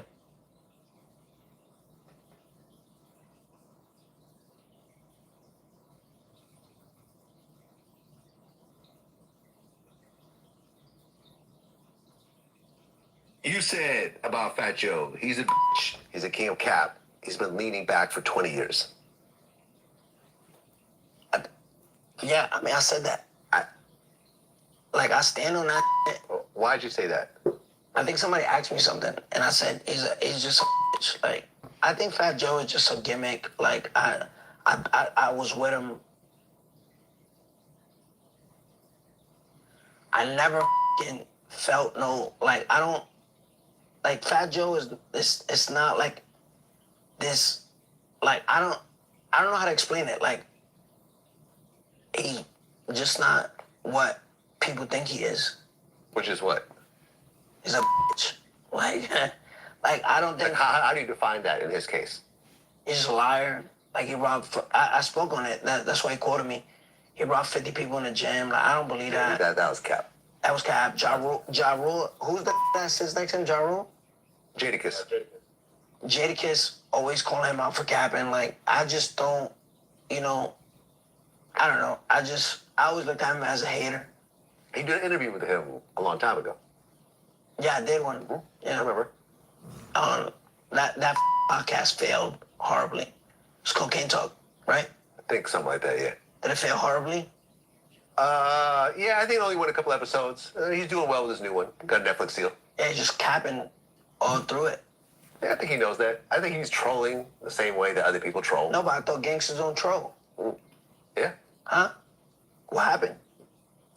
I think he's transitioning to his next phase in life. But, so can and I... I think he knows that by coming up with these crazy stories, everyone talks about it. Okay. So can I transition or only other people can? You could transition. Yeah? I think you are transitioning already.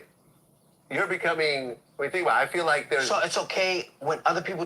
I've been transitioning. Yeah. I've been trolling. I've been doing this, right? So now it's okay now because other people are doing it. I think everybody grows. Everyone's transitions. So I gotta wait for everyone else to You don't have to wait, first, man. it's a problem. I honestly feel that you're kind of a trendsetter in this. Yeah. I feel that you have broken a lot of the rules that... You know why? Because people told you shouldn't break as a rapper, as an artist, as a Spanish person in the genre, a rainbow killer, as a streamer, as a personality, and so forth. Like, when Gummo came out, everyone's jaw dropped because no one's ever seen that before. And hip-hop has been around. There's always been gang interactions. To see 100 bloods in Brooklyn with rags and this Mexican kid with rainbow hair. No, you've never seen that. Listen, man. I got to keep it all the way 100. I don't like Fat Joe. I can't wait for that fat nigga to die. Literally. He sat up there, helped to knock down that deal, $1 million deal with Mace. He played a part. He helped to knock down the deal that Yayo was trying to get for us. Yeah, he did. Fat Joe's the ultimate sucker. He is the ultimate sucker. But the one thing that he is not is soft. Yes, he's a liar. Tekashi 6ix9ine, Joe would beat shit, dog shit down your leg. And you could not handle the wars that Joe done been through. So when you talk, you can't sit up there and try to take away the stripes of what a nigga earned in the battlefield. Yes, Joe is a liar. It's cool. But Joe has stories. And Joe has crushed giants. Like Jay-Z, for example. Jay-Z couldn't even stand that war with the Bronx. Yeah, them Brooklyn niggas cough up a lung where I'm from, Marcy, son, they nothing nice. You think Jay-Z mixed with Harlem with Dame in them didn't have a bunch of niggas? Nah, they couldn't stand it with Terror Squad. They couldn't. And with that being said, you couldn't stand it with them neither. One thing I'm not going to do is lie to take away from a nigga and what he did and who he is. It's sad to see a snitch just try to pull the value or the strength of anything and everything away from everybody else to make them look like you. Nigga, you folded. There's rumors of Joe snitching and doing all types of shit like that. Nobody has never proved that, but Tekashi? Stop, my nigga. You might as well just go into some reality TV shit where we can respect you. Because the shit that you doing, you running around and you trying to devalue everybody, nigga, you bitch made. And you got to be careful with niggas you put around you. Because the same way Shotty took your bitch, other real niggas will take your bitch too because you ain't built for war. And women love soldiers. Them Birkin bags you buying, yeah, they love that for a little minute. But that there's an aura that comes from niggas like Shotty. You know, the nigga that was sleeping on the rug? That you can't provide, my nigga.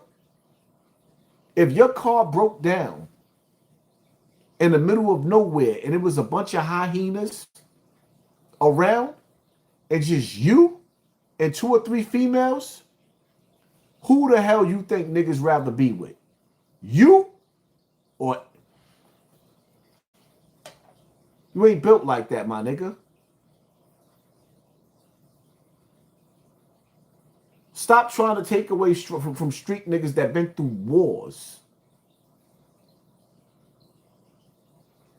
Fat Joe, I can't, again, I'm going to say it again. I can't wait for that nigga to die so he can stop blocking my blessings. But I still can't let you sit up there and make him look like he's some sucker. The nigga been strong for decades. You ain't never been strong a day in your life. Shall we begin?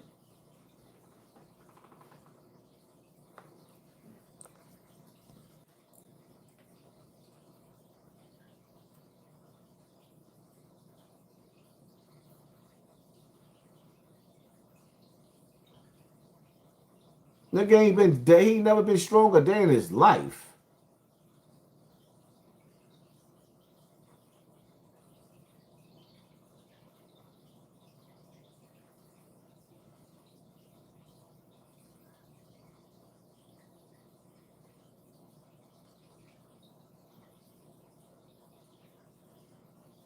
So I'm going to be doing a lot more videos on this topic, but a lot of people want to know why the data centers. Why is this happening? Who's actually behind it? So, you know, the small little group of people we talk about out there in the Middle East whose colors actually relate to my shirt, blue and white, but we're not supposed to mention them. Yeah, so they run the American government. You guys do know that, right? They run our government. And anytime anyone in America steps out of line, they're right there to put us right back in check. And so these data centers, they're not here to like help you with your paper.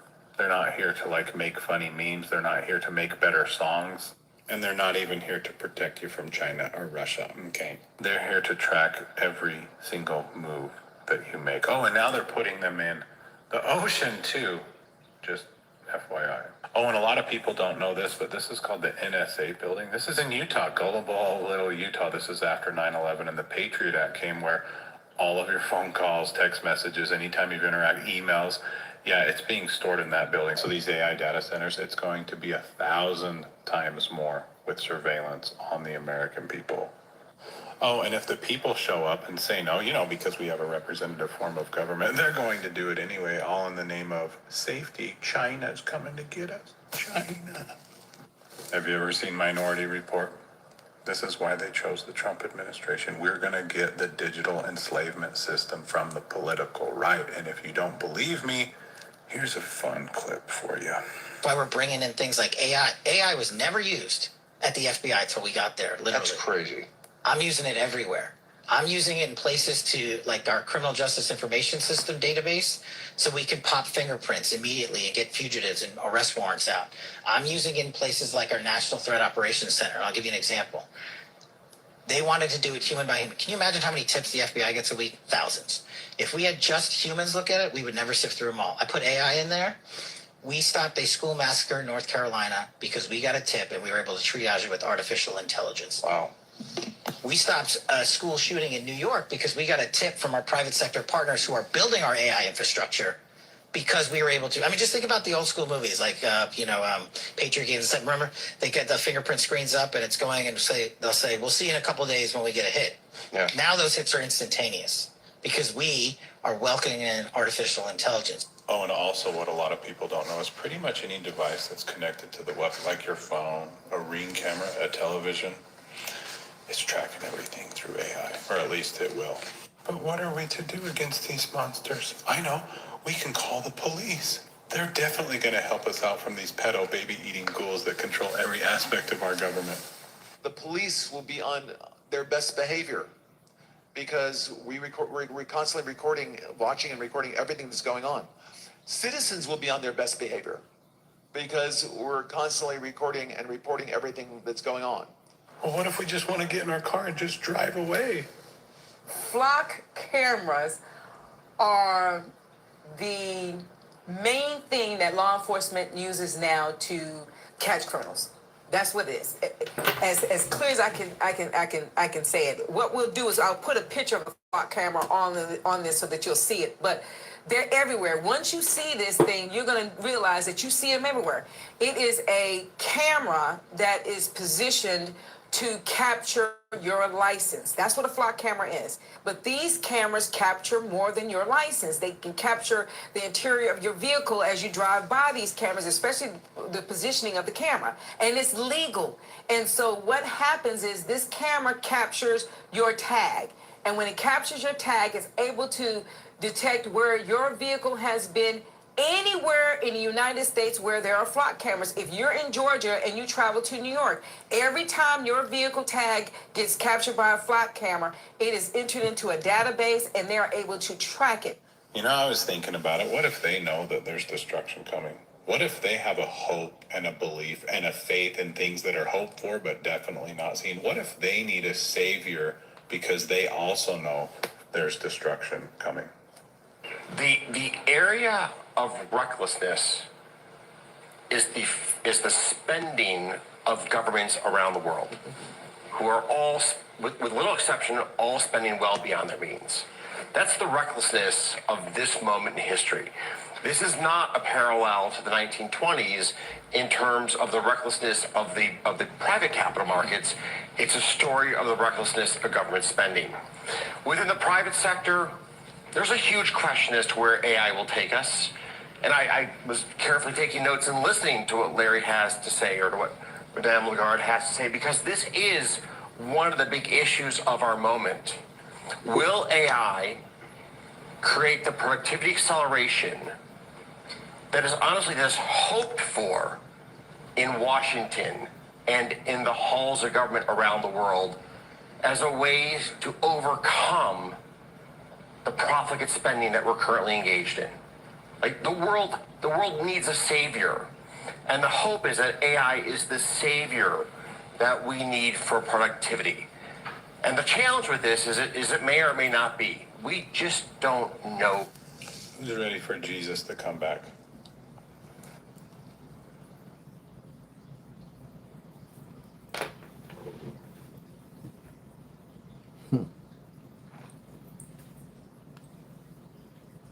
Let me ask y'all a question.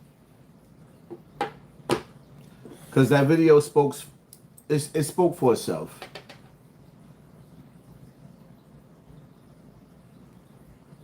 I want to know, what do y'all like best from Hassan Campbell at this point in time? Celebrity gossip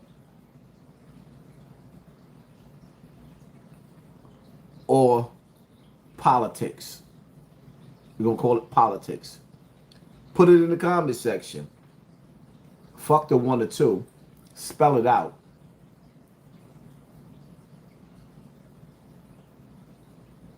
Because I know what made me who I am is me being universal.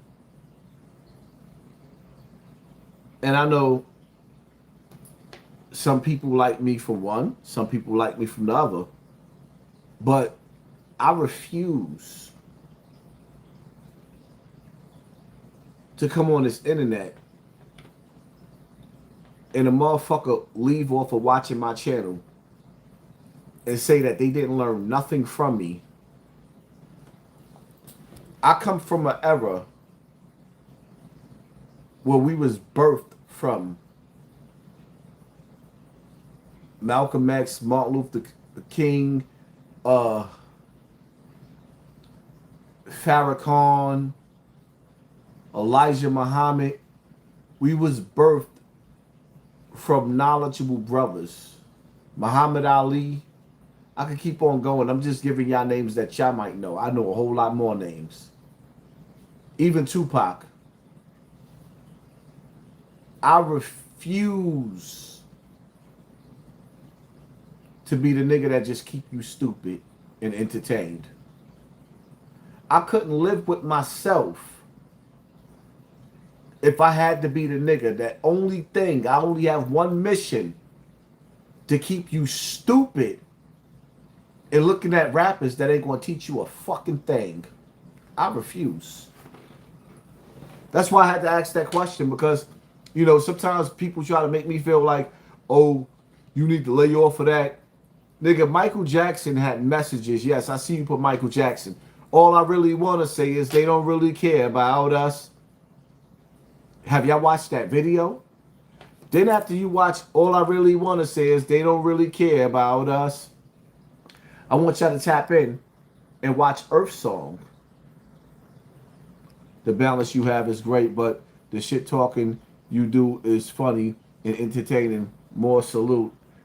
Brisway, thank you for sponsoring this war. Appreciate you, family. Like, for real, my nigga. Like, nah. I don't want to be the nigga sitting up there. You know what? You know what pissed me off?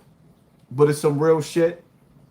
When I see some of these females that be making videos and they show you the lack of respect. Because when I do celebrity gossip, there's always a message in my glass bottle. I don't want to sit there. I don't want to seem like the nigga that's just sitting up there like, ooh, girl, honey, child. This nigga said this and that nigga said that. I don't never want to come across like that. When I tackle celebrity gossip, I want to come with a strong perspective of some sucker shit and call it for what it is. Or even acknowledge some of the brothers when they do some real shit. But I don't want to come off, and I don't want to say no names, because some of these niggas got gay accents and gay twist to they shit, and they be like, ooh, let me tell you, honey, chat. Like, nah, what the fuck? I'm a whole man. And that shit just feel weak just talking about other men all the time. I feel Dane what he say when he said that. But then every time they put him in front of a fucking camera, they making him talk about another man. That's what the algorithm do. Make us look like a bunch of fucking sissies. Men talking about men.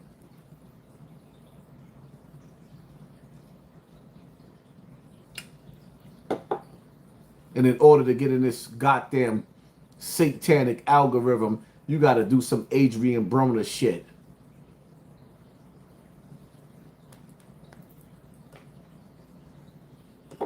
Oh, that Adrian Broner shit that hurt my stomach. I can't even take no more of it. Let me see something.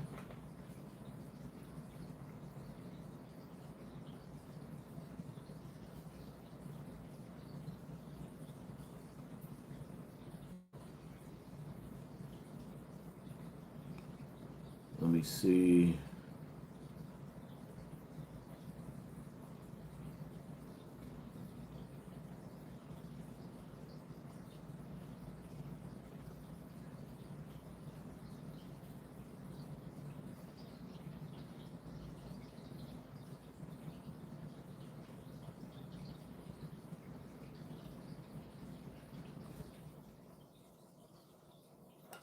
Because you know, African Bambaataa just recently died. This is hip hop news.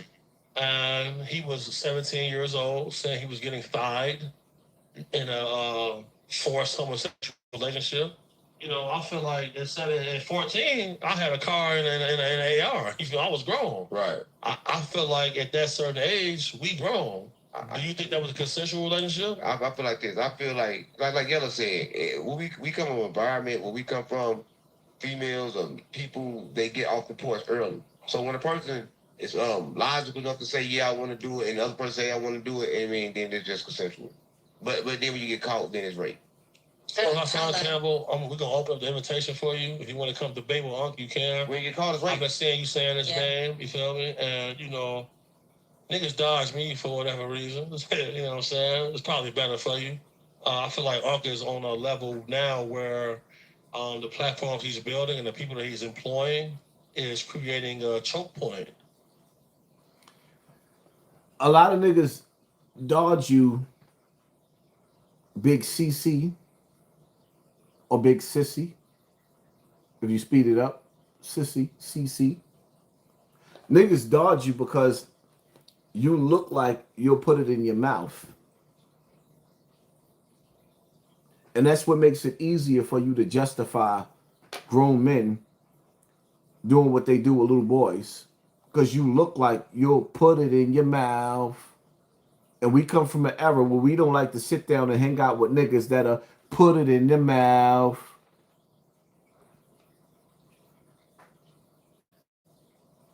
I'm basically being ran like Britney Spears. Do you understand? I'm being controlled. I am not in control anymore. I am being controlled. I'm a puppet, and I'm living a puppet. So now I'm on my own, and I have to. I'm being controlled. I'm being literally on puppet strings. So basically, I'm getting told like a dog to do X, Y, and Z. If y'all don't know who that is, that's Aiden Ross, one of the biggest streamers. And he's telling you. You want to hear what he's saying again? I'm basically being ran like Britney Spears. Do you understand? I'm being controlled. I am not in control anymore. I am being controlled. I'm a puppet, and I'm living a puppet. So now I'm on my own, and I have to. I'm being controlled. I'm being literally on puppet strings. So basically, I'm getting told like a dog to do X, Y, and Z. They can't control me. I didn't go through no rituals. When the door sat down next to me, academics was the door. Whack 100 was the door. Tekashi 69 was the door. Y'all see what they did to my channel? Niggas can't control me. That's what it's all about. I'm not selling my soul. Them other niggas is willing to sell their soul. I'm not. I refuse. I know I'm the best of the best. I'm not going out like these niggas.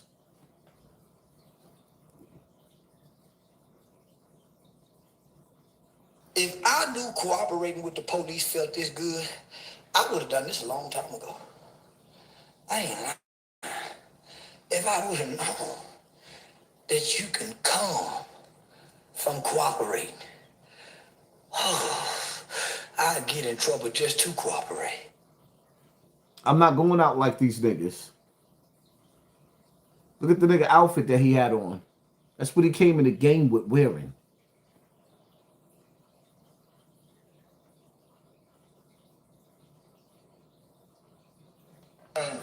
I had it in the gun out the backseat of the car.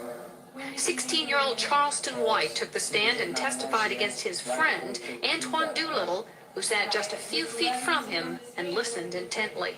He pulled the hammer back on the gun. And then what happened? He fired. Doolittle is accused of gunning down 34-year-old Michael Levy of Irving. Levy attempted to stop Doolittle, White, and two other teenagers accused of shoplifting 3 sports jackets and a baseball cap from an Arlington mall in September of 1991. Witnesses say Levy pounded on their windshield until the teens threw the jackets out the car window. Then Doolittle supposedly shot him in the back as Levy walked away. White repeated the conversation he says he had with Doolittle after the shooting. I said, look, you shot him. What did he do? Levy had been married only 4 days when he was shot. But I always had my dreams of my Prince Charming. I found him. And it's hard to believe that I did. And I believe in fairy tales because he made my dreams come true. And they took that away.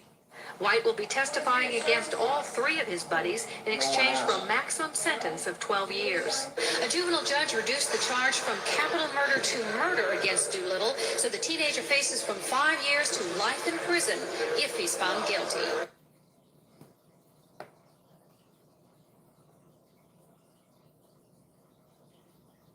Is this the illest nigga in Nebraska? Now some dudes are still in shape and they still look young. When you know you look at yourself, you old, bald, ugly, you look like you smell like a mechanic, greasy. They only replying back to you for one reason, and that's for the money. These girls would rather die than have sex with you.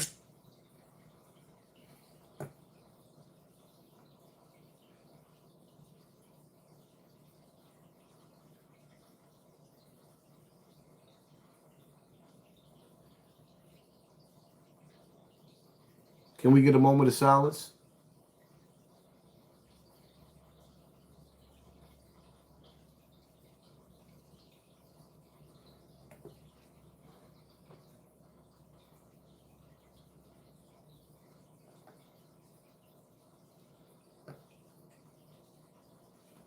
How can I sell my soul? I'm gonna sell out. I'm sick, man. Fuck it. You're gonna have to let me.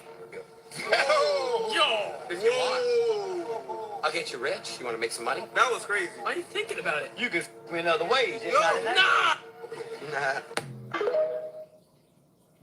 But didn't Aiden Ross tell Charleston White that he had a big stick? Didn't Aiden Ross tell Charleston White that he had a big beef stick? How did he see it? The question is, how did he see it? And nigga, them Jews been, I'm sorry, them executives been whispering in my ear. Get away from your people. Get away from your people. They're negative, and they are. Look at their titles. Look how they're painting pictures of you. This is how they steal your people from you, nigga. Because they can sit you down and show you where your people fucking over you. Not that they steal it from you. But look how big you can be.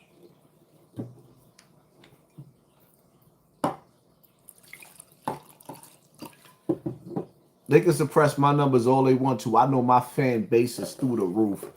You couldn't pay me to believe for a single second that I don't have at least about 15,000 people watching me right now in this live.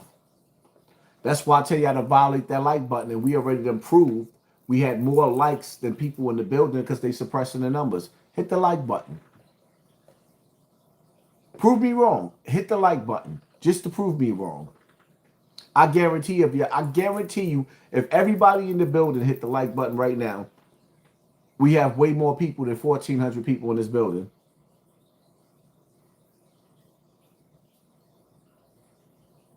So I'm not worried about getting in no motherfucking trouble.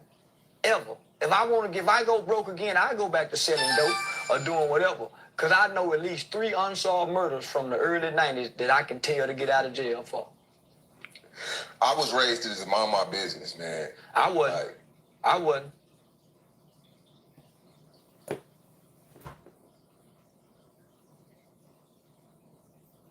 That nigga just told you he's capable of anything. There's a mechanism in some of us where that telling shit. But I don't want to be a part of any nigga. Him and Tekashi 6ix9ine should have some great sex together. I think Tekashi 6ix9ine and Charleston White should have oral sex with each other. They should make movies together. They deserve each other. I'm ashamed to be a black man. I'm a proud man. But nigga, when we go to grouping together, I'm ashamed. I'm ashamed walking down Miami Beach, nigga, and seeing them fine ass Dominicans. I look over at my sisters, they got them big bellies. They get into the goddamn water, they walk around with their weave in their hand, cause their hair can't get wet. Shame. Shame. Shame, nigga. Why? I don't love nothing about black culture. I'm 46 years old, my nigga. I can't think of nothing in life that black people can be proud of in 46 years. We ain't done one goddamn thing that we can be proud of and say I'm black and I'm proud. In all seriousness, for the black people that are awake and see what's going on, I kind of feel bad for you guys. Yeah, that sucks. We got 90% of blacks making 10% of blacks look bad. Nothing for blacks to be proud of. I totally agree. W. Charleston White. And see how the white man had to co-sign on for his ignorance after he just disrespected all of us as a people. But notice when he said he's 46 years old, he said I'm 40, had to think about how old he was. He really had to think because he's lying. The nigga older than me. He older than all of us. Charleston White, like 60 years old. He's a CIA agent.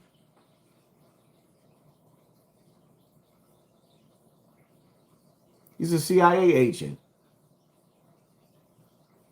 I don't want to hear about it. To all the young ladies that's underage fucking. I want to say this to all the young girls that's underage fucking. I want to say this to all the young girls that's underage fucking. Bitch, we don't care about you young hoes get fucked underage. 15, 16, 17. You fucking niggas in their 30s. He wasn't the first grown nigga you fucked. You didn't tell when your uncle molested you. So don't come back trying to tell him, well, he fucked me the other day. When you enjoying the dick, somebody in your household was turning a blind eye, letting you fuck older niggas. So don't come back trying to shame the older nigga you was fucking. Is it wrong? No, it ain't wrong. Is it wrong? No, it ain't wrong. Is it wrong? No, it ain't wrong. It's illegal. It ain't wrong. It's illegal. Because in some households, if they don't call the police, it's right. The mama knows she getting fucked by that grown nigga.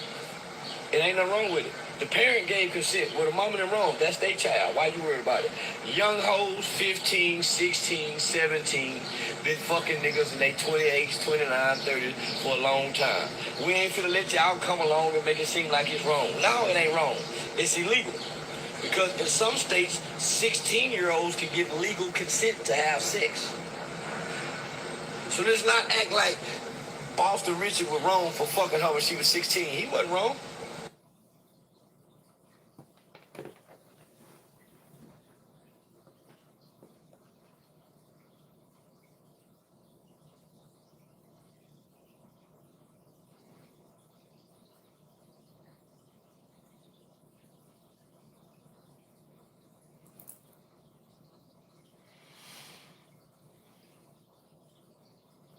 Charleston White is the new R. Kelly.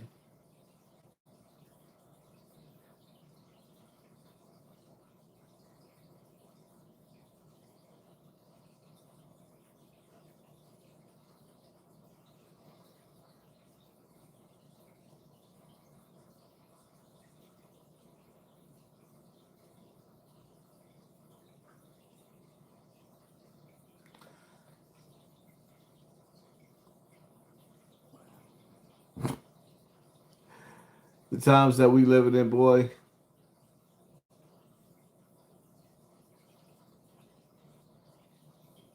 I don't know.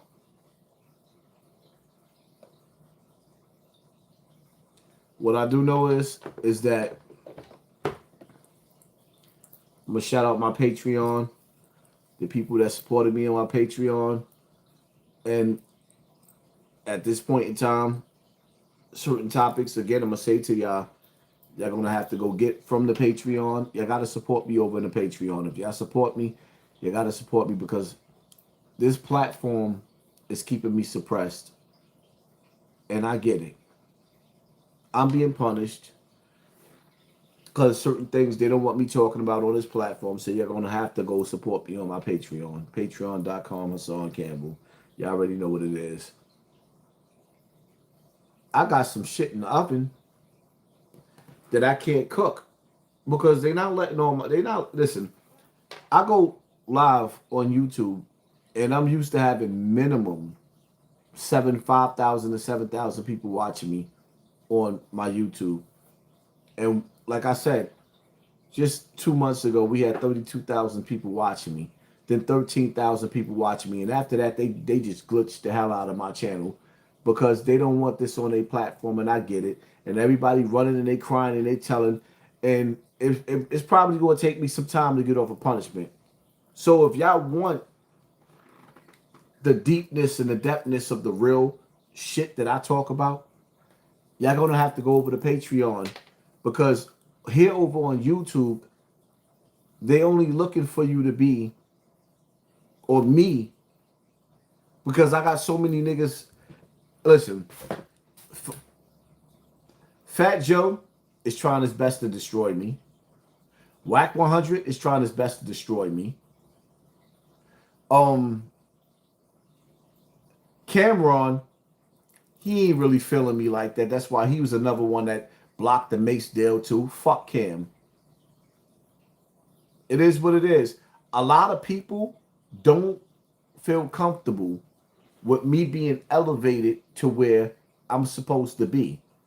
Mace had my back, Cam didn't. Fat Joe played the, like a lot of these niggas in the industry, y'all, I don't think y'all understand. The same way you see Zip sitting up there with Mal and Rory or whatever the case may be, niggas that's struggling to make it to the next level. I don't even give a fuck about a Netflix. Let me eat off of the platforms that I'm on already. The way they sabotaging me, they sabotaging my Facebook, my TikTok. They knocking my lives down on my TikTok. Everything that I touch, they turn into shit. The game is very, very rigged. So if anybody out there that could actually hear my message that used to be a part of the Patreon or want to be a part of the Patreon, meet me over there. The world is a battlefield, and there's a lot of things that I have to say. I can't say it on this platform. And the reality of it is, you niggas got 3 years to get your life together, or you will forever be poor, broke, and struggling.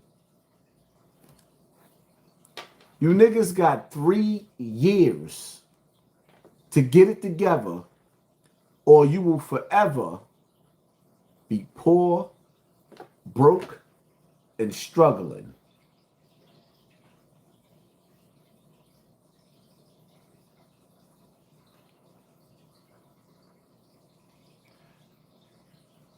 You know what's crazy? When a motherfucker come in my comment section, first and foremost, this is why I'm going to take everybody's wrench. Because when you got niggas coming in my comment section disrespecting me and talking about the hype is over and my career is dead, but you still watching me. And even though I got a live audience of 1,400 people watching me right now, you still watching me, and the mods, y'all just let that comment come through. And then the people that sit up there laughing, y'all letting them. And these are the same people that's putting bots on the channels and flagging the channels, trying to make it go into the gold when it's in the green with keywords and shit like that. And y'all letting them.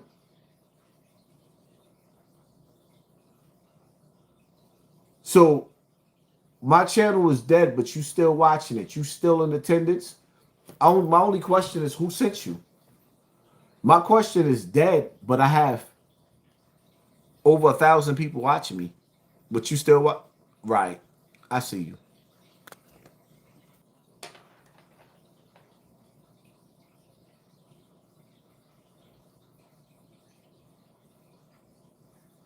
At a certain point. My prediction is that we'll actually make so many robots and AI that they will actually saturate all human needs. Meaning you won't be able to even think of something to ask the robot for at a certain point. My prediction is that there'll be more robots than people. So, but how do you then have human purpose in that scenario? Yeah, I mean, you know, nothing's perfect, you know. But if you have billions of humanoid robots, and I think there will be, I think everyone on Earth is going to have one and going to want one, because who wouldn't want a robot to, you know, assuming it's very safe, watch over your kids, take care of your pet, if you have elderly parents, and I think we will have those things. So, I mean, overall, I'm very optimistic about the future. I think we're headed for a future of amazing abundance, which is very cool. And definitely, we are in the most interesting time in history. Well, actually, you got 3 years to get your shit together. Question is, are you going to do it? You got 3 years to get your shit together.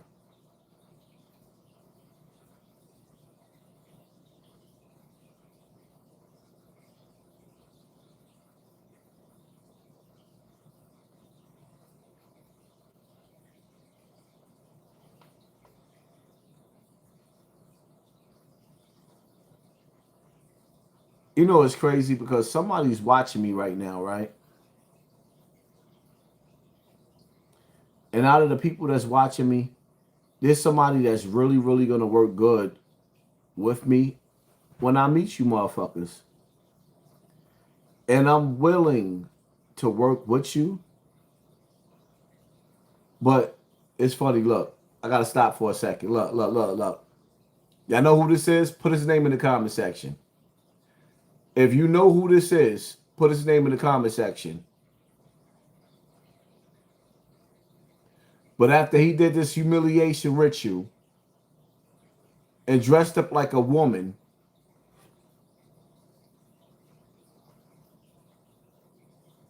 come on, stop playing. Y'all don't know who that is? That's that corny ass rapper that sat up there talking about, yeah, D1. There you go.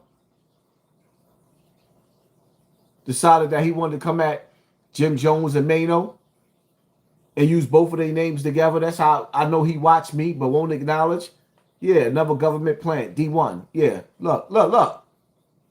He did this to himself, my nigga. This is a real video with him thinking he the light-skinned Medea.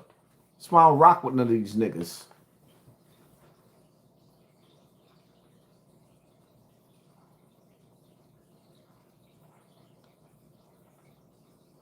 Look at that nigga hiding behind his wife. Look at him hiding behind his wife. Preparing strippers for sex. Nigga, a goddamn disgrace. You had 2 hours with Charlston White. What would you do? Go shopping. Go shopping? Yeah. That's the first thing you would do?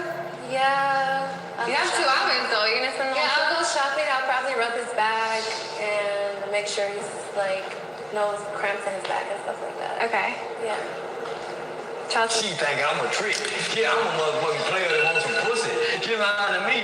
You think I'm gonna take you shopping and you gonna rub my back? You gotta touch my dick. Man, I want my dick sucked and fucked with her. Man, nah, hell no. She didn't want to double up with me. Tell us to the timeline. Are you sure? Man, ain't nothing wrong with my back. Man, my dick got pressure on my nuts is built up. These motherfucking heavy. This motherfucker needs to explode. I'm gonna fuck my back. I can pop my own goddamn back. No, shopping in the back rub? Man, please. You wanna know what's crazy? And for the niggas out there that get woman, that get all the butt that they want. If you would take that massage, press 1 in the comment section. When you know that you done blazed 1,000 chicks, but you got a chick that's going to give you a real good massage, who wouldn't take that massage? That's how you know you dealing with a desperate pervert. Because right now, the way my back is hurting doing this live, yo, my back, my neck, my back, my neck, my neck and my back is hurting sitting here. And this nigga talking about, yo. And see, listen, look how things come together, because I didn't even have that part planned.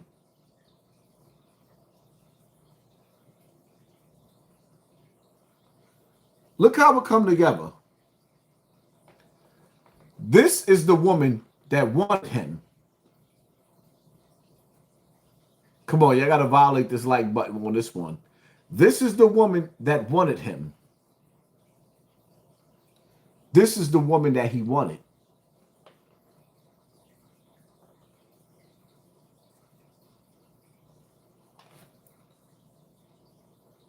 That's the first thing you would do? Yeah. You have 2 hours though. You're gonna spend the whole time? I'll go shopping. I'll probably rub his back and make sure he's like no cramps in his back. That's the woman he wanted. Yeah. She think I'm a trick. Yeah, I'm a motherfucking player that wants some pussy. She lying to me. You think I'm gonna take you shopping and you gonna rub my back? You gotta touch my dick. Man, I want my dick sucked and fucked with her. Man, no, hell no. Did you hear him? I don't even want to play all that. Nigga, you threw a Adrian Broner tantrum before Adrian Broner.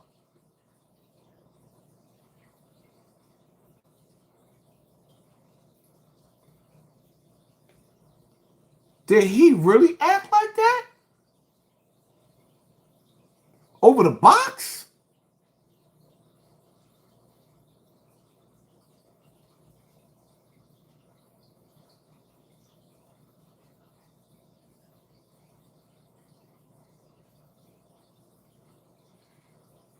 Wow.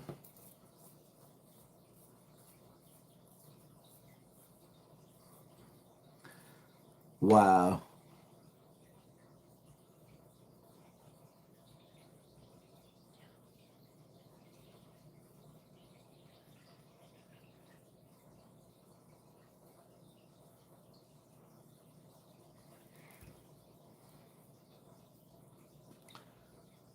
Listen.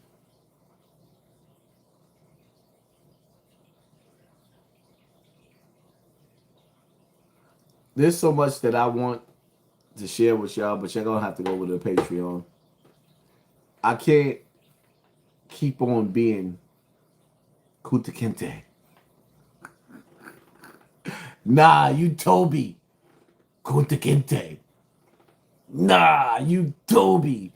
Kunta Kinte. And any of y'all that watch Roots, y'all know what the hell I'm talking about. Like, nah.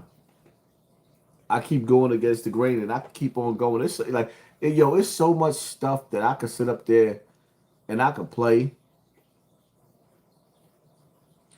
Hi, everyone. This is Dr. Sherry Tenpenny, and I want to do a quick update about a document that got passed by the United Nations this weekend called the Pact of the Future document.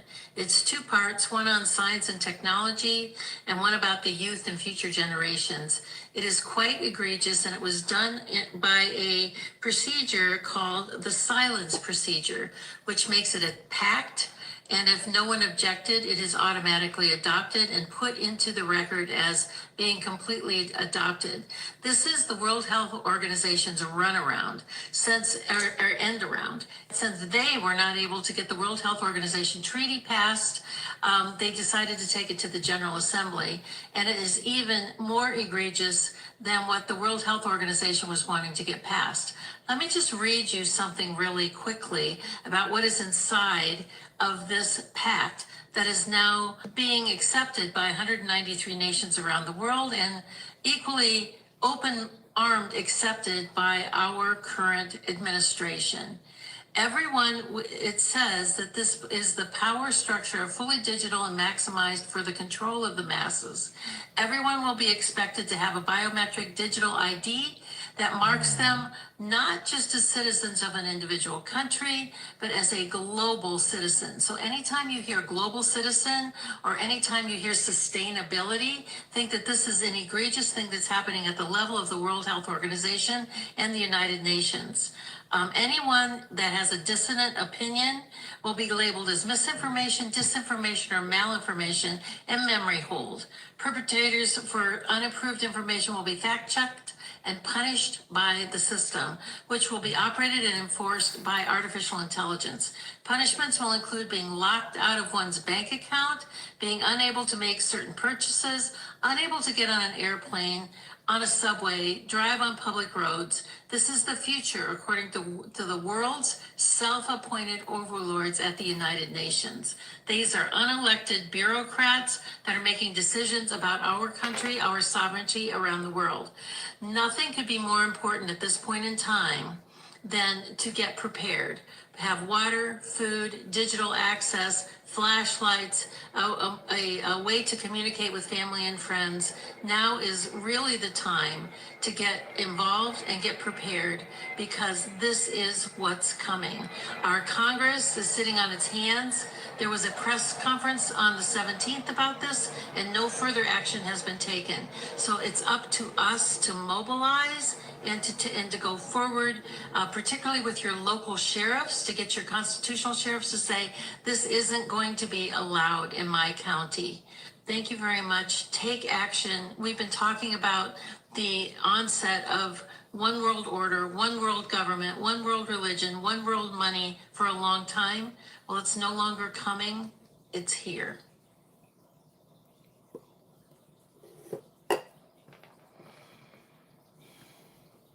I don't want to be poor.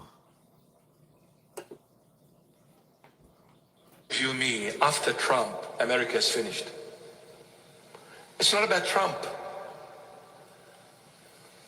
I don't know the man. And I'm getting no benefits out of this anyway. Believe you me, I've never seen him. I've seen him on YouTube, whatever, here and there, bits and pieces. But I don't know him. But I'm telling you, Trump is the last one. Because after the trumpet will be blown. How long I've been telling y'all? Trump was part of the signs of the time when the trumpet is blown. If y'all been watching me since those days, put a 1 in the comment section.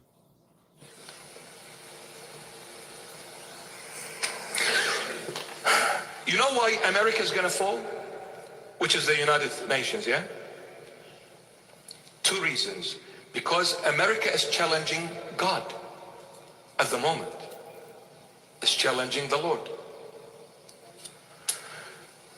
It's going to fall for 2 reasons. One, internally. The other reason is externally. The internal reason, there will be traitors within America. There are traitors within the White House. They're traitors from within. Listen to what he's saying. And don't confuse his beard. He has a cross. He is part of the crusade.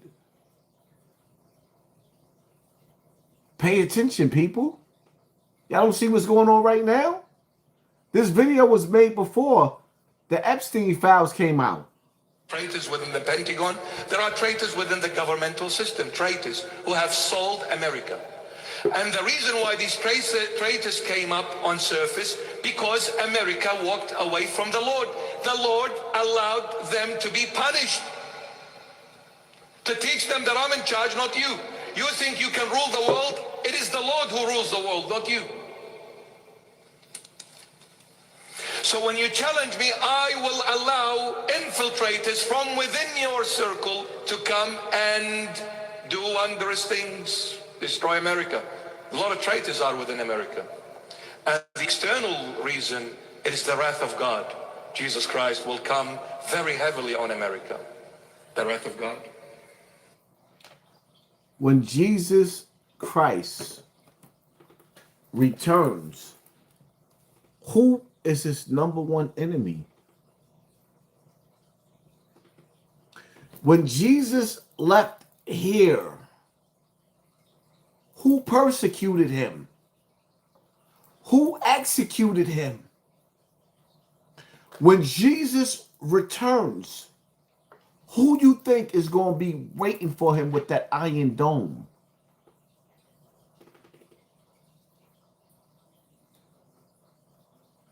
Who you think going to be waiting for him when he returns? Why you think they stocking up with nuclear weapons and missiles and arsenals? All of these countries is waiting for Jesus to come back so they could turn his TV off. All of these leaders is waiting for Jesus to come back so they could turn his TV off. That's why they all got arsenals. Look at how they start pulling the numbers down now. Ooh. SDDT, thank you for sponsoring this war family. Appreciate you. Hit him in the head with the headshot.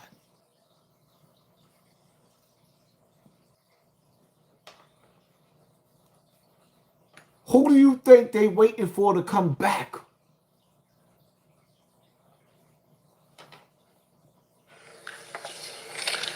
But internally there is a lot of traitors. They literally sold it. You remember this.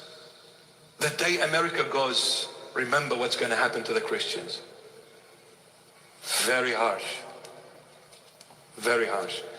But the problem with America, it will take the rest of the world with it when it goes down. And we read in verse 2, look at this. And he cried. When America goes down, America is attached to a small country who has a doomsday device that's going to set off nuclear weapons just in case they lose the war. And we already know who it is, but we can't say it because they own this platform too. The Lord mightily with a loud voice saying, Babylon the great is fallen, is fallen. And when the Lord says it twice, he means that it is fallen. Babylon is who? Put it in the comment section. There is no two ways about it. There is no escape. It will fall because America doesn't want to repent. There are good Christians in America still, but it's diminishing. They took... What you mean it's diminishing? That means the people that believe in God is the last of a dying breed? Is that death by design? Are you saying the people that believe in God is the last of a dying breed? Is that death by design?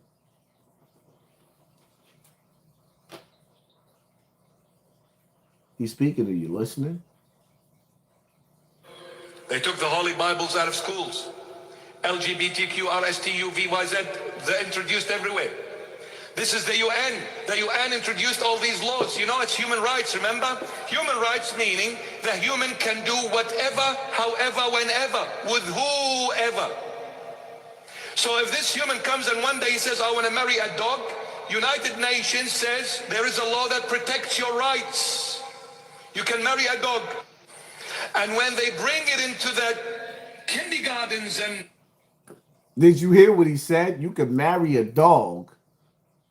And you could even bring it into the kindergartens and primary schools, and then come and say to this little innocent angel, do you feel you're a boy? Who in their sick mind think this child knows what they're doing? So you are going to dictate and say to the parents, you have no right to teach your child. It is the UN that will teach your child, because we pay money to Australia and other countries. Money. Do you know when any country welcomes... Wow, it's amazing how they say black people is chimping around and they got black fatigue, but you got white men in power and position that's teaching you that white people are the most evilest people on this earth. Which y'all not listening to what I'm listening to? Put it in the comment section, sucker. Refugees, do you know where they get the money for those refugees? The UN pays for it, not Centrelink. What do you think, Australia is a nice country? They just bring people in? No, they get rewarded for it. You bring this many people into your country, we'll give you this many millions. So when they give those millions, do you think they're going to give it for free? No. In return, the country is ours. So we do whatever we want to do next time. So when we bring in laws, you implement them, Mr. Prime Minister, because you're just a puppet doing what we dictate to you. That's what it is now. Governments are puppets. Nothing more, nothing less. It's surfaced up now. Everything is in the open and the clean. So now they're going to teach your child. Parents, whether you like it or not, tough luck.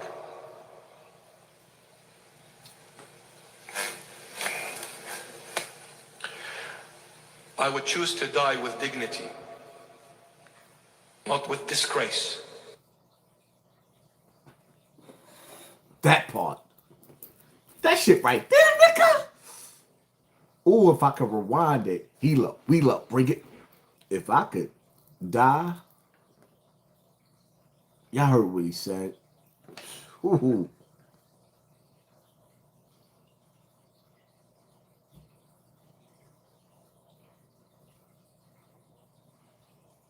Damn, that was powerful.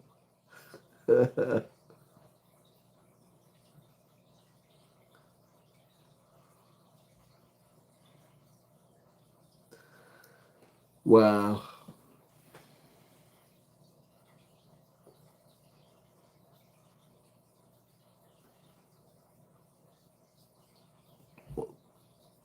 What a volume ain't on. I come from a space now where I understand that doors open, and behind those doors are other doors. I'm the guy that wants to keep opening up the doors. I'm going to be with the people that get them open. That's it. It's quite simple. You know what it is?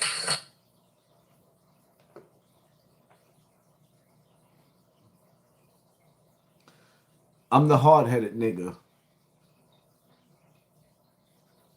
There's certain lines I'm not gonna cross. We don't, in the words of Shotty, we don't bend, we don't fold. I can't. It's a level of success where it's a door. It's a door. When you platinum and you're getting 50,000 a show, I've been there. There's a door that you can walk in. I'm not sure if it's homo or if it's Illuminati. I just didn't take that door. I went straight. There's 3 different doors, right? There's 3 different ways to walk. There's to the left. There's to the right. And then there's straight. Straight is you're on your own. Let's see if you continue this success, young man. Let's see if it's all about your skills, young man. Let's really see that. And you went straight. To the right, I'm not sure if that's the homo shit right there. And then there's to the left, I'm not sure if there's some sacrifice shit going on right there. I'm not sure because I went straight.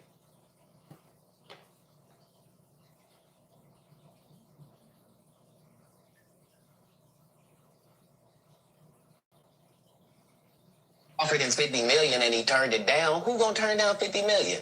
Now I've had to turn down $50 million 4 times. 4 times. Just to protect my integrity and that virgin hole I was telling you about.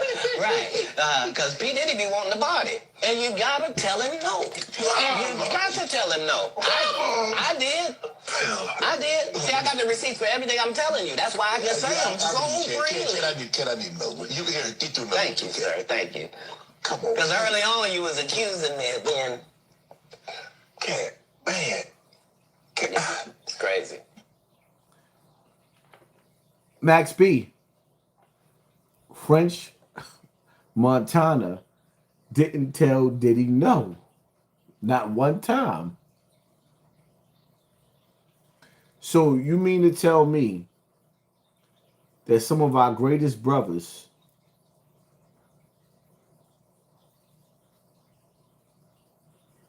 had Diddy try to P. Diddy them, but he didn't try to P. Diddy you?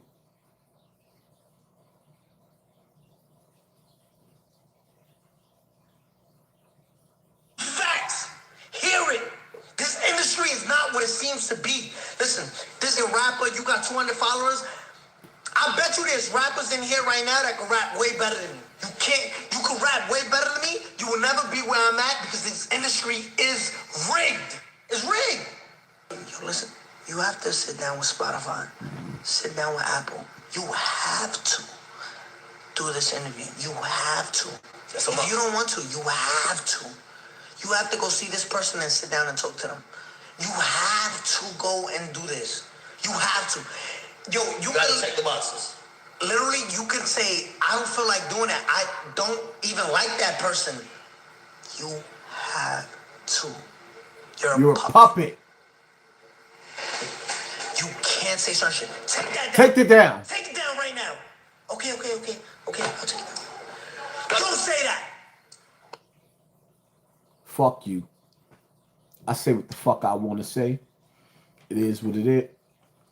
Nope, I'm just playing. I'm just playing. Y'all still don't see through Tekashi? Hold up, let me play it again. Y'all still don't see that there's a door. Y'all still don't see it? They all telling you. Who? Oh, right. Because now they probably done pushed all my real followers out. And I'm probably being watched by all FBI members. Why you not violating that like button?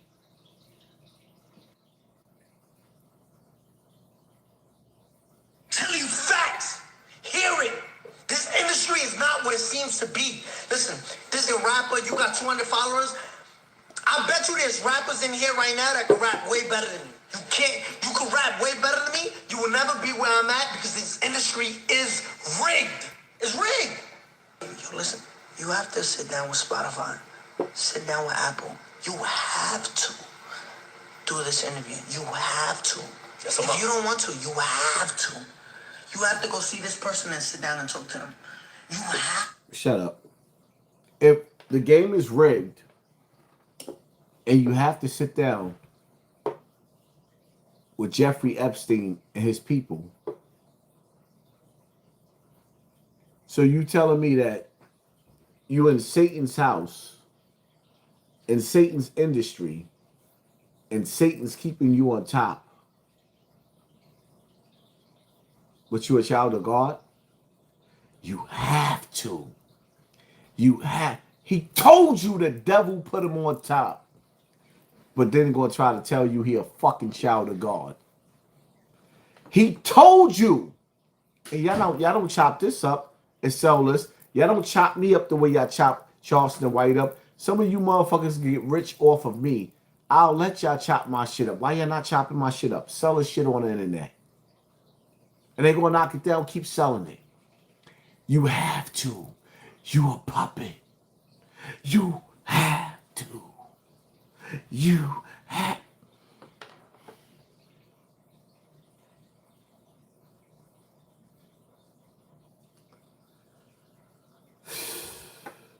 How the fuck could you ever trust somebody that lived in PC in jail? How the fuck could you ever trust somebody that lived in PC in jail? They're going to tell you God made him survive. No, the correction officers kept you alive. I got to take a piss break, cocksucker.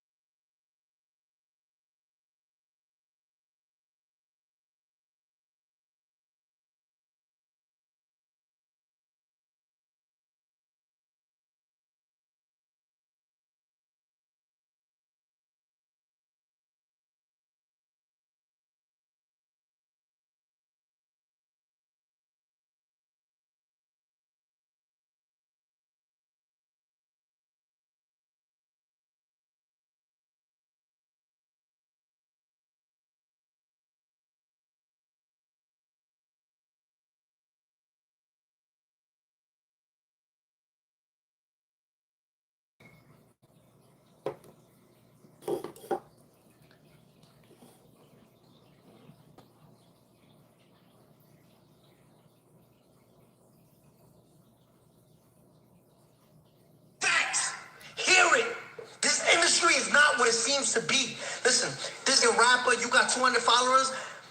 I bet you there's rappers in here right now that can rap way better than me. You can't. You can rap way better than me. You will never be where I'm at because this industry is rigged. It's rigged. Yo, listen. You have to sit down with Spotify.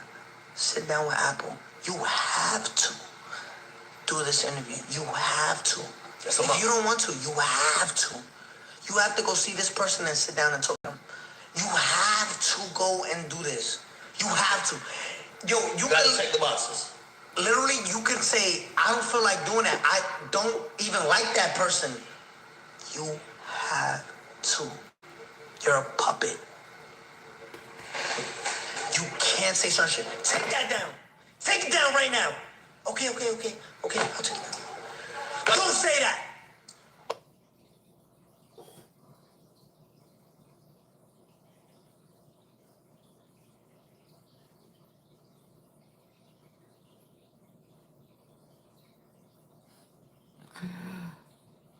Some things will never go away.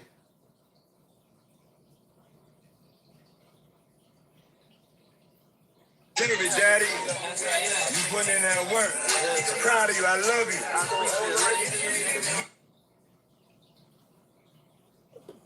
Look, make.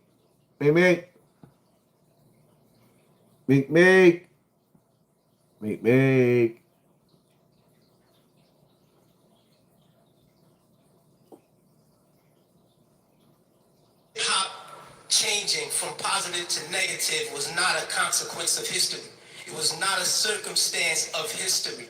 It was nothing that just happened on its own. It had nothing to do with the changing of the times. It had nothing to do with that. It had everything to do with the fact that there are people in this particular society who wants to see us exactly where we are. And we cannot let that point elude us. These are the facts. How do we know? 1967, Kerner Commission report on urban disorder. When black people said, yo, we're tired of this system. You know what I mean? This system is oppressing us. So we rebelled against the system. We burned things. We said, yo, we had enough. He did his little report on what caused these riots. He said, what caused these riots? He said it was young children who started these riots, and what was motivating them was a high self-esteem and an enhanced racial pride. He said the majority of the rioters were high school dropouts, but they had a higher political orientation than their peers who did not drop out. And they saw the system as their enemy, so they attacked it in the right circumstance. So, fast forward to 1992. Same thing. #1 record on the radio, we had Fight the Power. Fight the Power is on the radio. Rodney King is beaten before the world. The black youth rebelled against the system. Again, they did it again. And why? What primed them? Positive hip hop. Primed them. Fight the Power. It's crazy how the youth is running around tearing the country up, and the youth is the same ones they want to send to war. It's funny how the youth is the same ones that's running around tearing the country up, and it's crazy how the youth is the same ones they send into war. Klan, Brand Nubian. You had these groups out here who were politically orienting black kids in the right direction, giving them the proper prompters that they needed so that they can respond properly to oppression. All right? In 1967, when the riots happened, he saw that the self-esteem and the racial pride was fueling this. So he said, how do I bring that down so that they will not riot? And what he did, he flooded the airways with black exploitation movies. Nigga Charlie and the Return of Nigga Charlie. These were movies. Hip-hop didn't start calling people niggas. We had Shaft. We had Coffee. Black girl turned prostitute to do whatever, you know what I mean? But these black exploitation movies brought down the self-esteem and the racial pride so that the kids will not rebel against the system of oppression. Blueface, Whack 100, Krishan. 92, the racial pride was back in effect. We had black kids going to... Hold up. And see how they pulling the numbers out? With the message?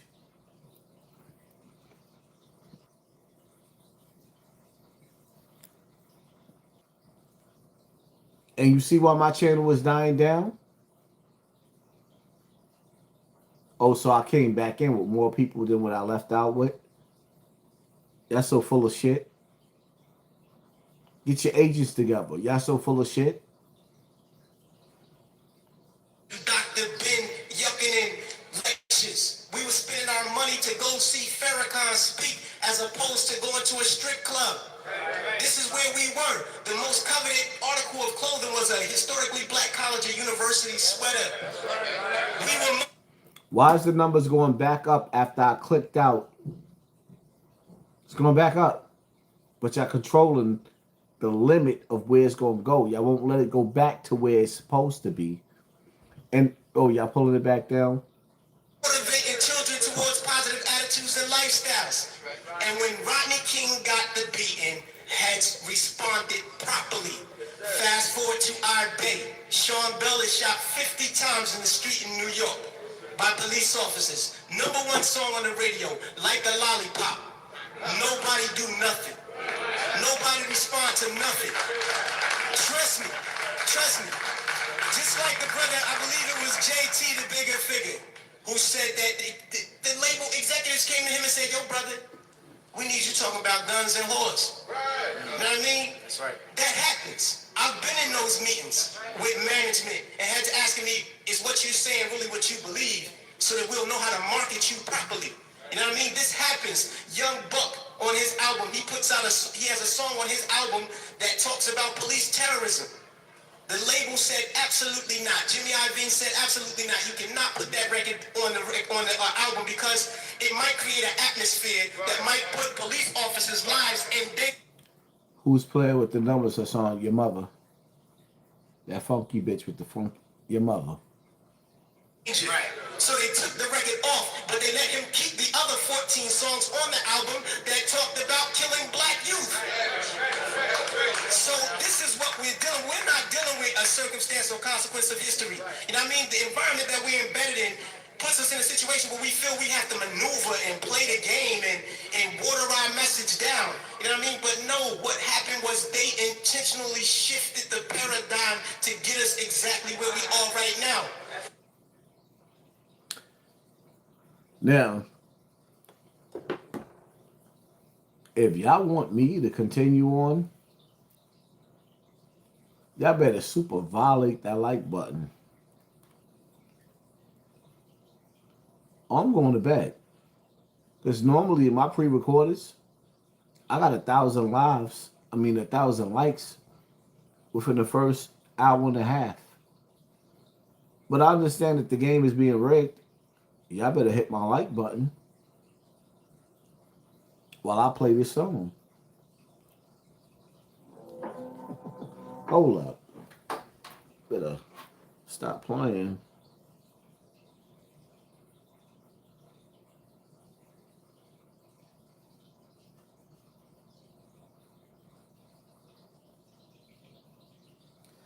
Okay, so none of my shit ain't now.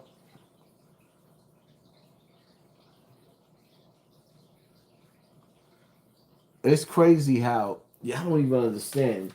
When I be doing certain shit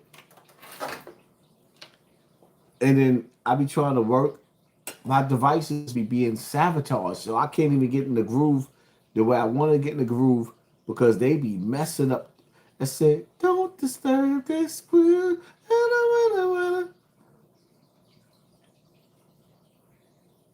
In a minute, I'm going to just start.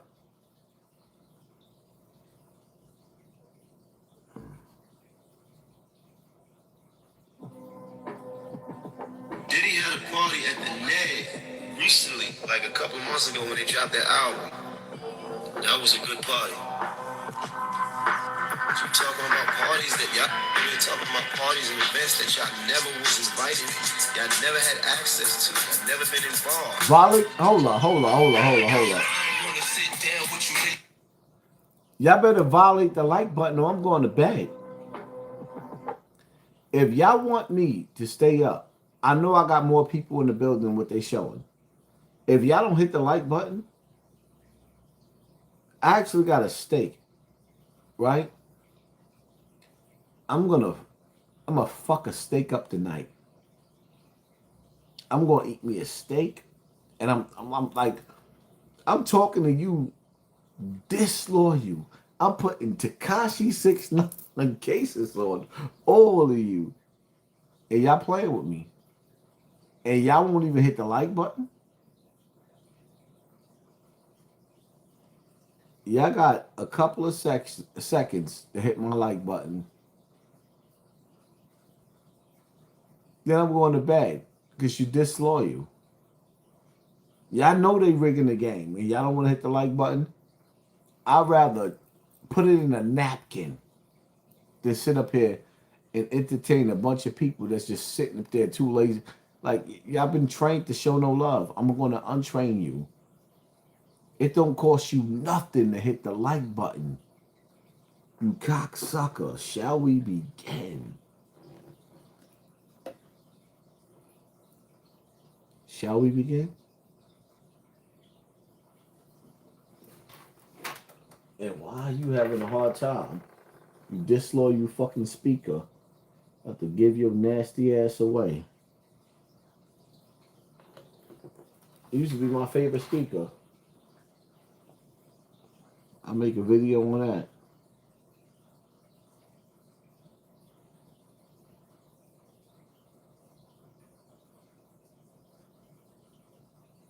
Oh, now you connected for all your nigga.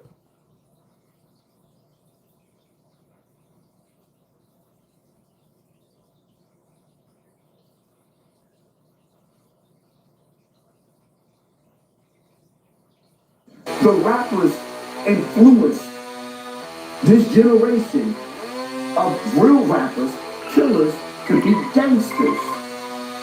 Shit. I'm flying high above the clouds, jumping in the crowd like it's rolling loud. I'm striking out fake hitters if they ain't with us like I'm running mouth. My time glide like a rollie, the most sorted by the police. The homie Doug grew up throwing 2 guns up and died by the pokey. Told lies by his Cody, every homie ain't your homie. Niggas spun around, gunned him down when he just came from getting bogey. A true OG broski, and I won't repeat what he told me. 4 deep on the creek, 2 piece, right around in the stone. On the 80s, where the lows be. I've been around a lot of bloods, I've been around a lot of Rick. Millie, he be bugging, talking on the blick. Nelly, she be bugging, jumping on the dick. All this ice shit dripping on my wrist. All these wives see me, they ain't gon' commit. All this vanity is keeping me in sin. Shit. Best rapper from New York. High power lawyers, they don't call. These young trappers can't fuck with the ball. You be around, please don't tell what you saw. Every bitch around me is mature. Leave that ghetto bitch shit at the door. All that talking loud shit is for whores. I smack a bitch down on the floor. Talking like Mike, my dick ain't the law. Fuck a 9, got a stick for the 4. I lose my job, get a brick of the raw. All my connects can't wait that I call. Self-made out here standing tall. Fuck these old niggas who drop the ball. Now when you sit back and you analyze the rap game is over. It's over. It's over. It's done. Stick a fork in it. Shit.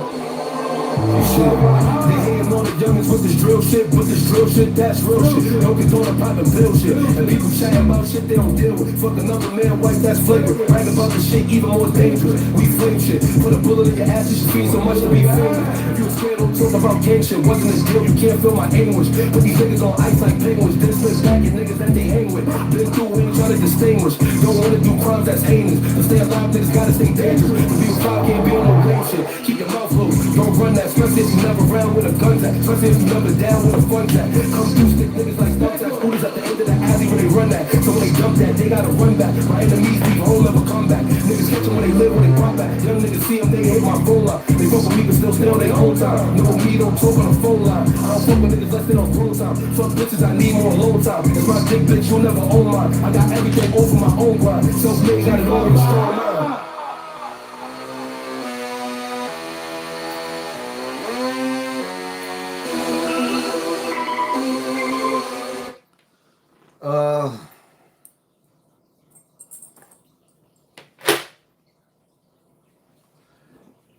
You know, it's so annoying putting on jewelry. I don't care if it's real or fake.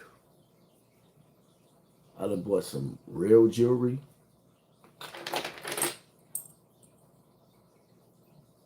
It's real. And I done bought some fake jewelry.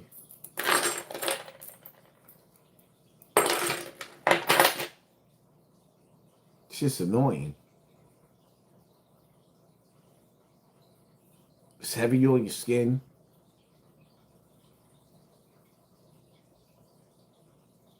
Can you tap into the message?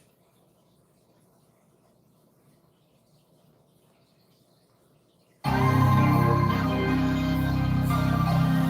know, nigga. From Vegas to the pound. Y'all know what's going on.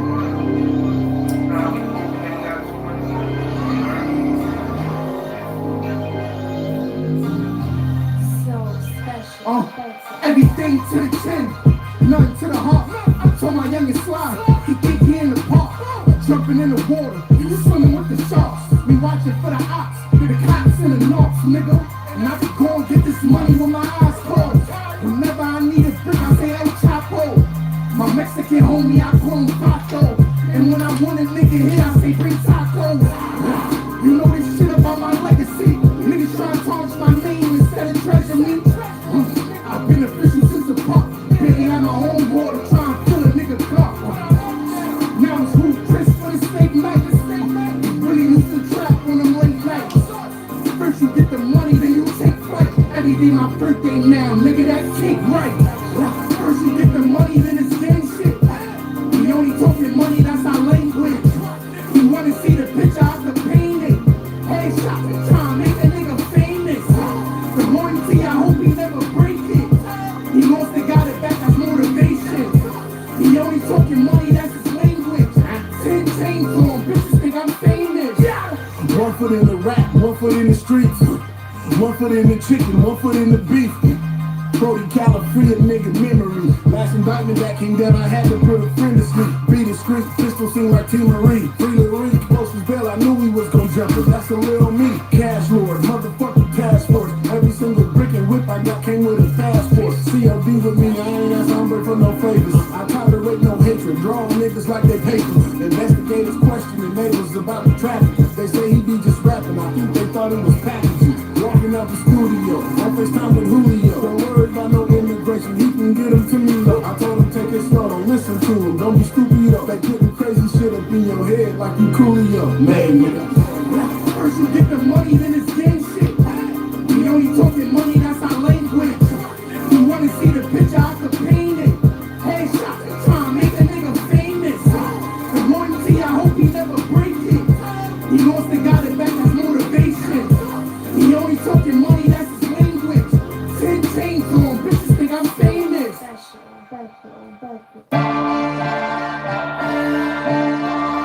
You're that real New York Tommy, you heard?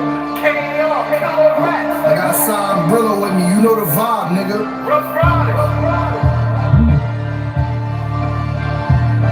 Alright, you trendsetters.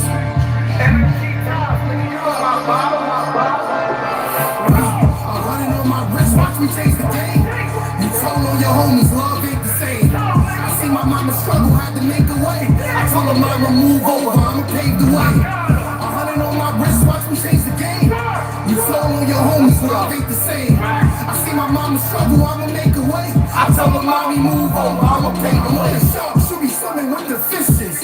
Yellow diamond should be looking like I'm pissing. Still bang on a nigga Blake Griffin. Fuck a shoplift, we get a nigga lifted. All this money in a war like Yowda. If you the MMG, you know a nigga got his crowd up. We gon' get it, have a counted every hour. Move the right like Tommy Big Ghost, they got the power.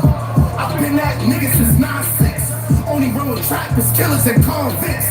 See my man kill with a style, been calm 6. Shots at the V, we making the car flip. We lost Cliffy, and we ain't tryna lose again. Head tap him, if he move, niggas shoot again. One time we got no picks, niggas shoot his friend. Ain't no doubling back, we can't get cool again. I'm running on my wrist, watch me change the game. You told on your homies, love ain't the same. I see my mama struggle, had to make a way. I told her mama move over, I'ma pave the way. 100 on my wrist, watch me change the game. You told on your homies, love ain't the same. I see my mama struggle, I'ma make a way. I told her mommy move over, I'ma pave the way. Time, but I see clear. Gotta thank the man above, cause I know without him I wouldn't be here. But let's just be clear, I really set the bar high and kept my wheels going through the storm like a car shot. They ain't with you till you pull up in that hard top and make it disappear from a button, watch they heart drop. My bars hot, but my delivery immaculate. Being with a scope, so when it fire, it's accurate. Ice got my neck on froze, look like I fractured it. It's the type of shit you gon' have to go save your taxes with. Real niggas still around, let's get back to it and separate these Instagram niggas from who was actually lit. Before rap, I was trafficking OT, getting pounds, breaking down the fractions of OZs. I had to wait my turn and watch the game from the nosebleeds. I'm from the Bronx where niggas go to war with their cold D's. Right, so I'm sorry if I don't trust you, nigga. Before I take from a man, I'd rather hustle, nigga. I executed my plan and got destructive with it. Real nigga, Hall of Fame, I better get inducted in it. I can't can't respect you, you don't check on your kids. Run around with some niggas, got you ready to bid. You don't get respect unless I see respect what you give. A whip for the cig, to separate his neck and his wing. I'm running on my wrist, watch me change the game. You told on your homies, love ain't the same. I see my mama struggle, had to make a way. I told her mama move over, I'ma pave the way. I'm running on my wrist, watch me change the game. You told on your homies, love ain't the same. I see my mama struggle, I'ma make a way. I told her mommy move over, I'ma pave the way. Weight pit, deadlift, cameras at my door, time for a seg trip. No body shots, leaving his head split. Shotty up close, blast your legs flip. Brillo, RIU, my gun kick like it no kung fu. Get home till you turn blue. When you in that cell going through hell, it's only you. Niggas leave, money go, bitches too. Red laser on your shirt, no missing you. Automatics, binary, switches too. Chanel or Celine, shotgun, red, yellow shells in the machine. Gotta cut him out his jeans. Back to the basics, sweatpants and Asics. Stand through this Holliston window, it's all patience. Rat niggas be wired up, y'all all agents. Find your body, it's something boarded up, fake it. I'm running on my wrist, watch me change the game. You told on your homies, love ain't the same. I see my mama struggle, had to make a way. I told her mama move over, I'ma pave the way. I'm running on my wrist, watch me change the game. You told on your homies, love ain't the same. I see my mama struggle, I'ma make a way. I told her mommy move over, I'ma pave the way.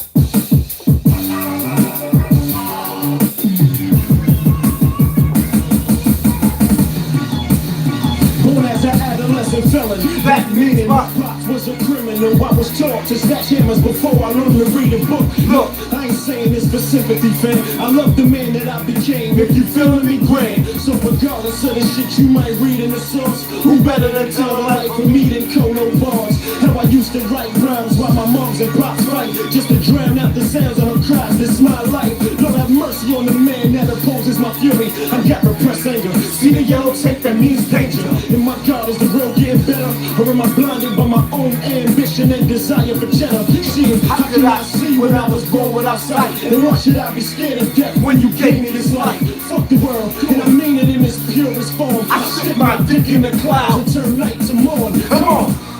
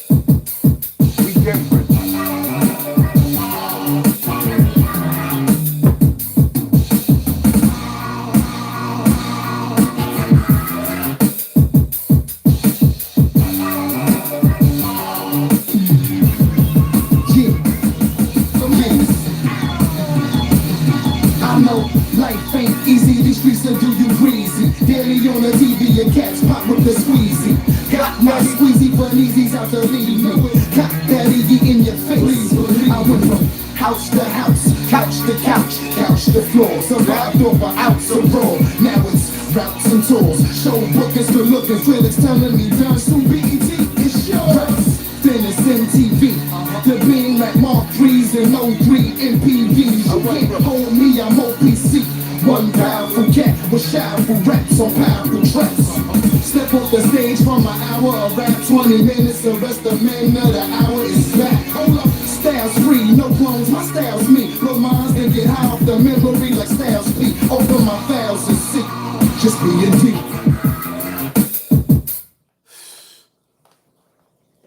When music felt like music? Oh my God. You're that real New York Tommy, you heard?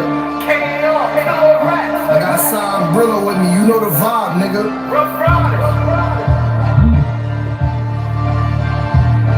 Alright, you trendsetters.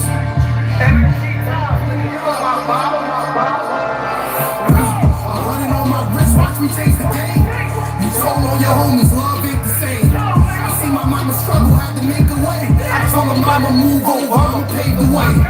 100 on my wrist, watch me change the game. You told all your homies, love ain't the same. I see my mama struggle, I'ma make a way. I told her mommy move over, I'ma pave the way. Sharp, shoot me swimming with the fishes. Yellow diamond shit be looking like I'm pissing. Still bang on a nigga Blake Griffin. Fuck a shoplift, we did a nigga lifting. All this money in a war like Yowda. If you the MMG, you know a nigga got his crowd up. We gon' get it, haven't counted every hour. Move the right like Tommy, big ghost, they got the power. I've been that nigga since 9-6. Only run with trappers, killers, and convicts. See my man kill with a smile, been calm 6. Shots at the V, we making the car flip. We lost Griffin, and we ain't tryna lose again. Head tap him, if he move, niggas shoot again. War time, we got no picks, niggas shoot his friend. Ain't no doubling back, we can't get cool again. 100 on my wrist, watch me change the game. You told all your homies, love ain't the same. I see my mama struggle, had to make a way. I told her mama move over, I'ma pave the way. 100 on my wrist, watch me change the game. You told all your homies, love ain't the same. I see my mama struggle, I'ma make a way. I told her mommy move over, I'ma pave the way. Time, but I see clear. Gotta thank the man above, cause I know without him I wouldn't be here. But let's just be clear, I really set the bar high and kept my wheels going through the storm like a car shot. They ain't with you till you pull up in that hard top and make it disappear from a button, watch they heart drop. My bars hot, but my delivery immaculate. Being with a scope, so when it fire is accurate. I expect my neck on froze, look like I fractured it. It's the type of shit you gon' have to go save your taxes with. Real niggas still around, let's get back to it and separate these Instagram niggas from who was actually lit. Before rap, house traffic and OT. Getting pounds, breaking down the fractions of OZs. I had to wait my turn to watch the game from the nosebleeds. I'm from the Bronx where niggas go to war with their cold D's. Right, so I'm sorry if I don't trust you, nigga. Before I take from a man, I'd rather hustle, nigga. I executed my plan and got destructive with it. Real nigga, Hall of Fame, I better get inducted in it. I can't respect you, you don't check on your kids. Running around with some niggas, got you ready to bid. You don't get respect unless I see respect what you give. A whiff of this cig to separate his neck and his wig. 100 on my wrist, watch me change the game. You told all your homies, love ain't the same. I see my mama struggle, had to make a way. I told her mama move over, I'ma pave the way. 100 on my wrist, watch me change the game. You told all your homies, love ain't the same. I see my mama struggle, I'ma make a way. I told her mommy move over, I'ma pave the way. Weight pit, deadlift, cameras at my door, time for a seg trip. Nobody shots, leaving his head split. Shotty up close, blast your legs flip. Brillo, R.I.U. My gun kick like it no kung fu. Get hung till you turn blue. When you in that cell going through hell, it's only you. Niggas leave, money go, bitches too. Red laser on your shirt, no missing you. Automatics, binary, switches too. Chanel or Celine, shotgun, red, yellow shells in the machine. Gotta cut him out his jeans. Back to the basics, sweatpants and Asics. Stand through this Charlston window, it's all patience. Rat niggas be wired up, y'all all agents. Find your body, it's something boarded up, fake it. 100 on my wrist, watch me change the game. You told all your homies, love ain't the same. I see my mama struggle, had to make a way. I told her mama move over, I'ma pave the way. 100 on my wrist, watch me change the game. You told all your homies, love ain't the same. I see my mama struggle, I'ma make a way. I told her mommy move over, I'ma pave the way.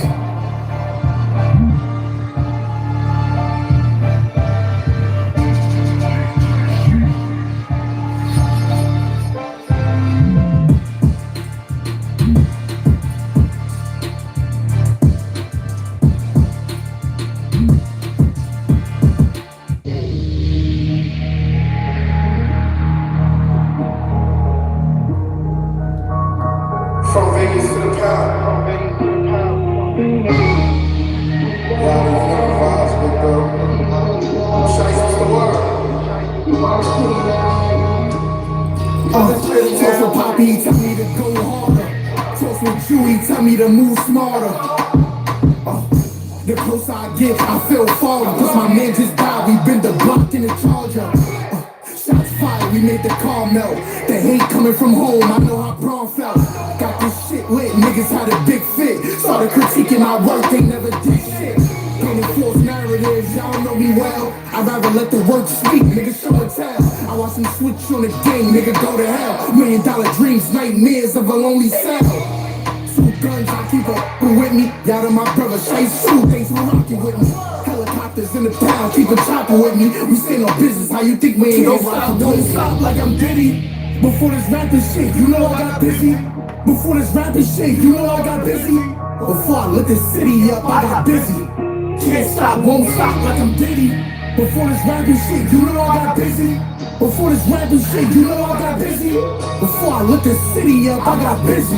You know my block nigga busy, but the shop's still open. It's the press on every op, cause the nigga still coping. Got life up in the cell, he still rocking, he ain't moping. Really did it, caught an L and the nigga still hoping.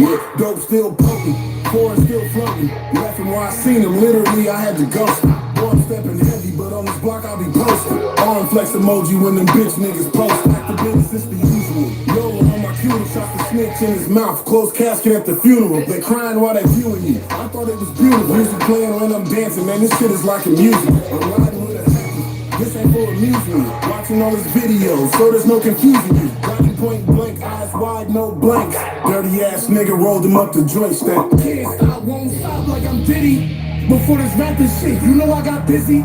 Before this rapping shit, you know I got busy. Before I lit this city up, I got busy. Can't stop, won't stop like I'm Diddy. Before this rapping shit, you know I got busy. Before this rapping shit, you know I got busy. Before I lit this city up, I got busy. You know my bot, nigga. Cradle to the grave, a nigga always would stand up. For jumping in my lane, I go some nigga like family. We the niggas really be stepping, running the city. And we the niggas really be thugging, playing the front line. Steady walk, mix with the dog, call it the K-line. Stay lines, we cross and pray the fans and pick it up. Pray about it often, body drop, so lift it up. I'll show you how my guys do. Hanging out the window with the knife like a drive-through. It was 40, make them sit down. Got tired of waiting, I chop a brick, nigga, I gotta get it now. Bloody murder, this shit get bloody for these blue faces, red clown. It's homicide, I don't pick sides. Anybody get it when you roll with the family.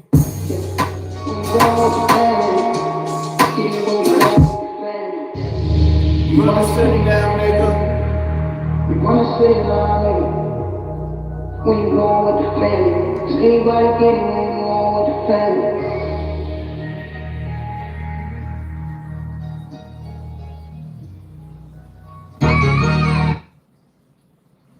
That part.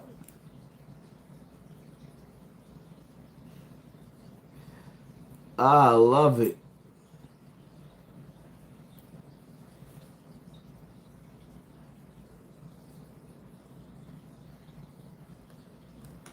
Why y'all doing that to me? Hold up.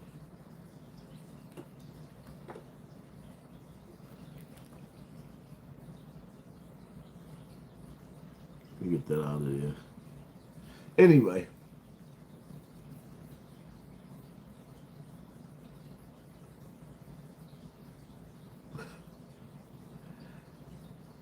I know I gotta be careful what I say.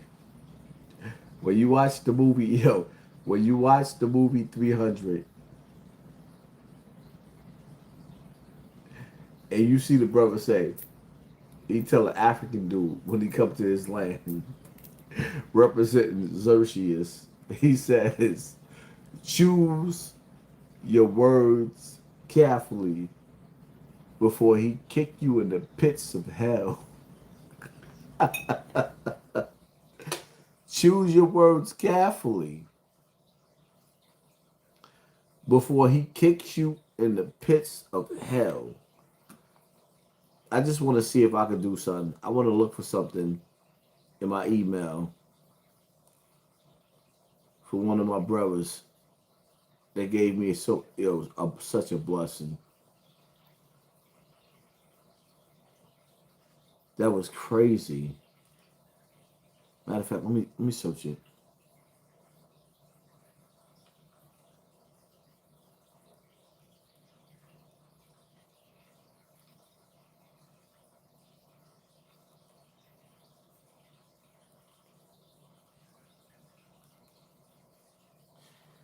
Yo, if I could play this.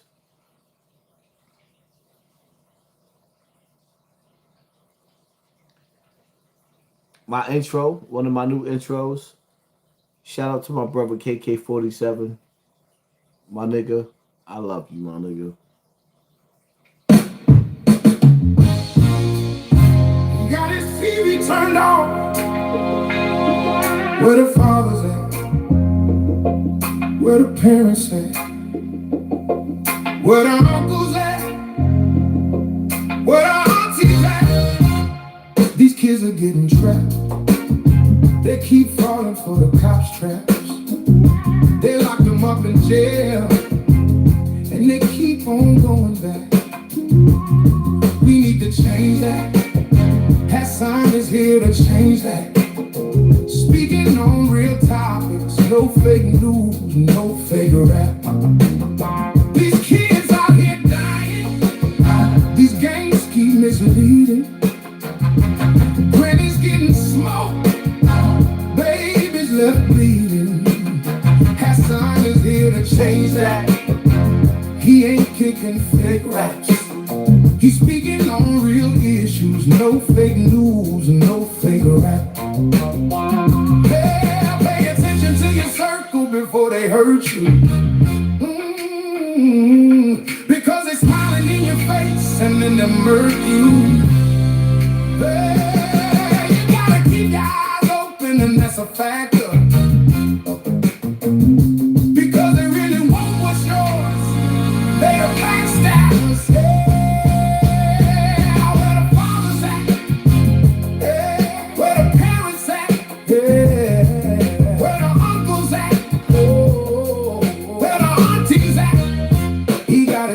Turned off.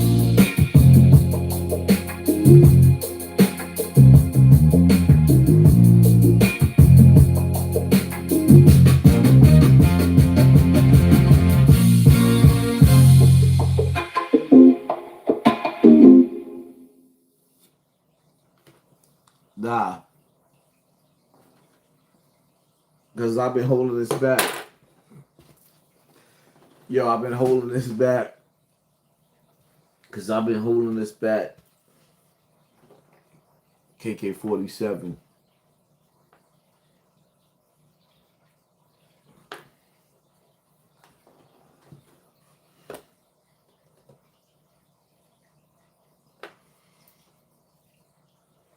Nah. Y'all ain't talking to the nigga. He ain't do me like them other niggas did. Send the song out. And duck. No.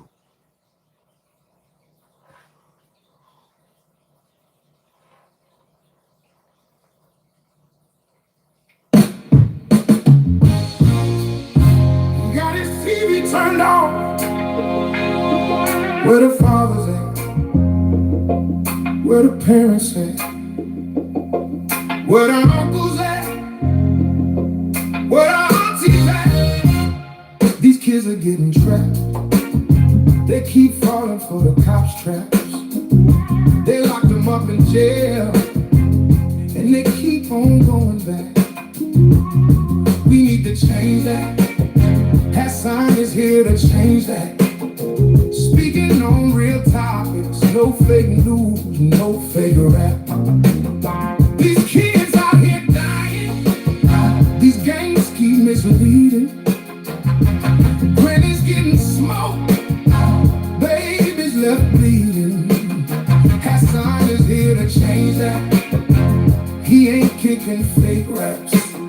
He's speaking on real issues, no fake news, no fake rap. Yeah, pay attention to your circle before they hurt you. Because they're smiling in your face and then they murk you. Yeah, you gotta keep your eyes open, and that's a factor. Because they really want what's yours. They are backstabbers.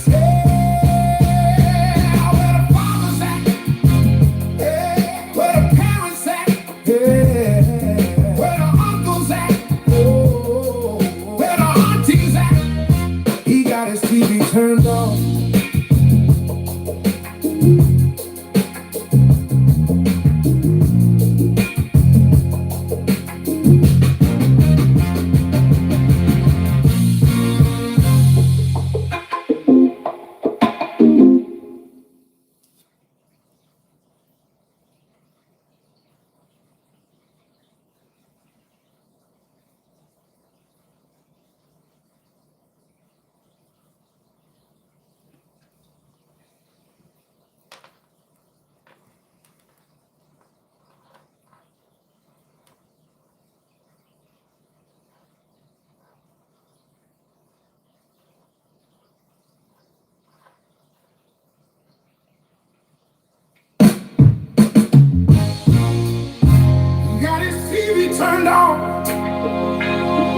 Where the fathers at? Where the parents at? Where the uncles at? Where the aunties at? These kids are getting trapped. They keep falling for the cops' traps. They locked them up in jail, and they keep on going back. We need to change that. HASSAN is here to change that. Speaking on real topics, no fake news, no fake rap.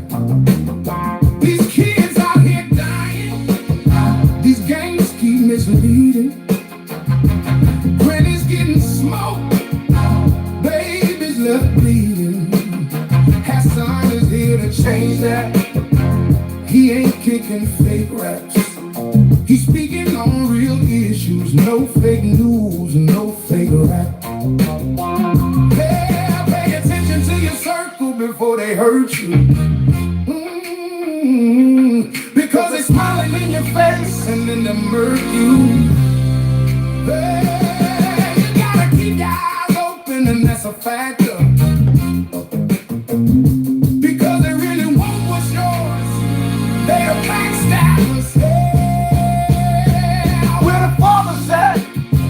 Yeah. Where the uncles at? Yeah. Where the uncles at? Oh. Where the aunties at? He got his TV turned on.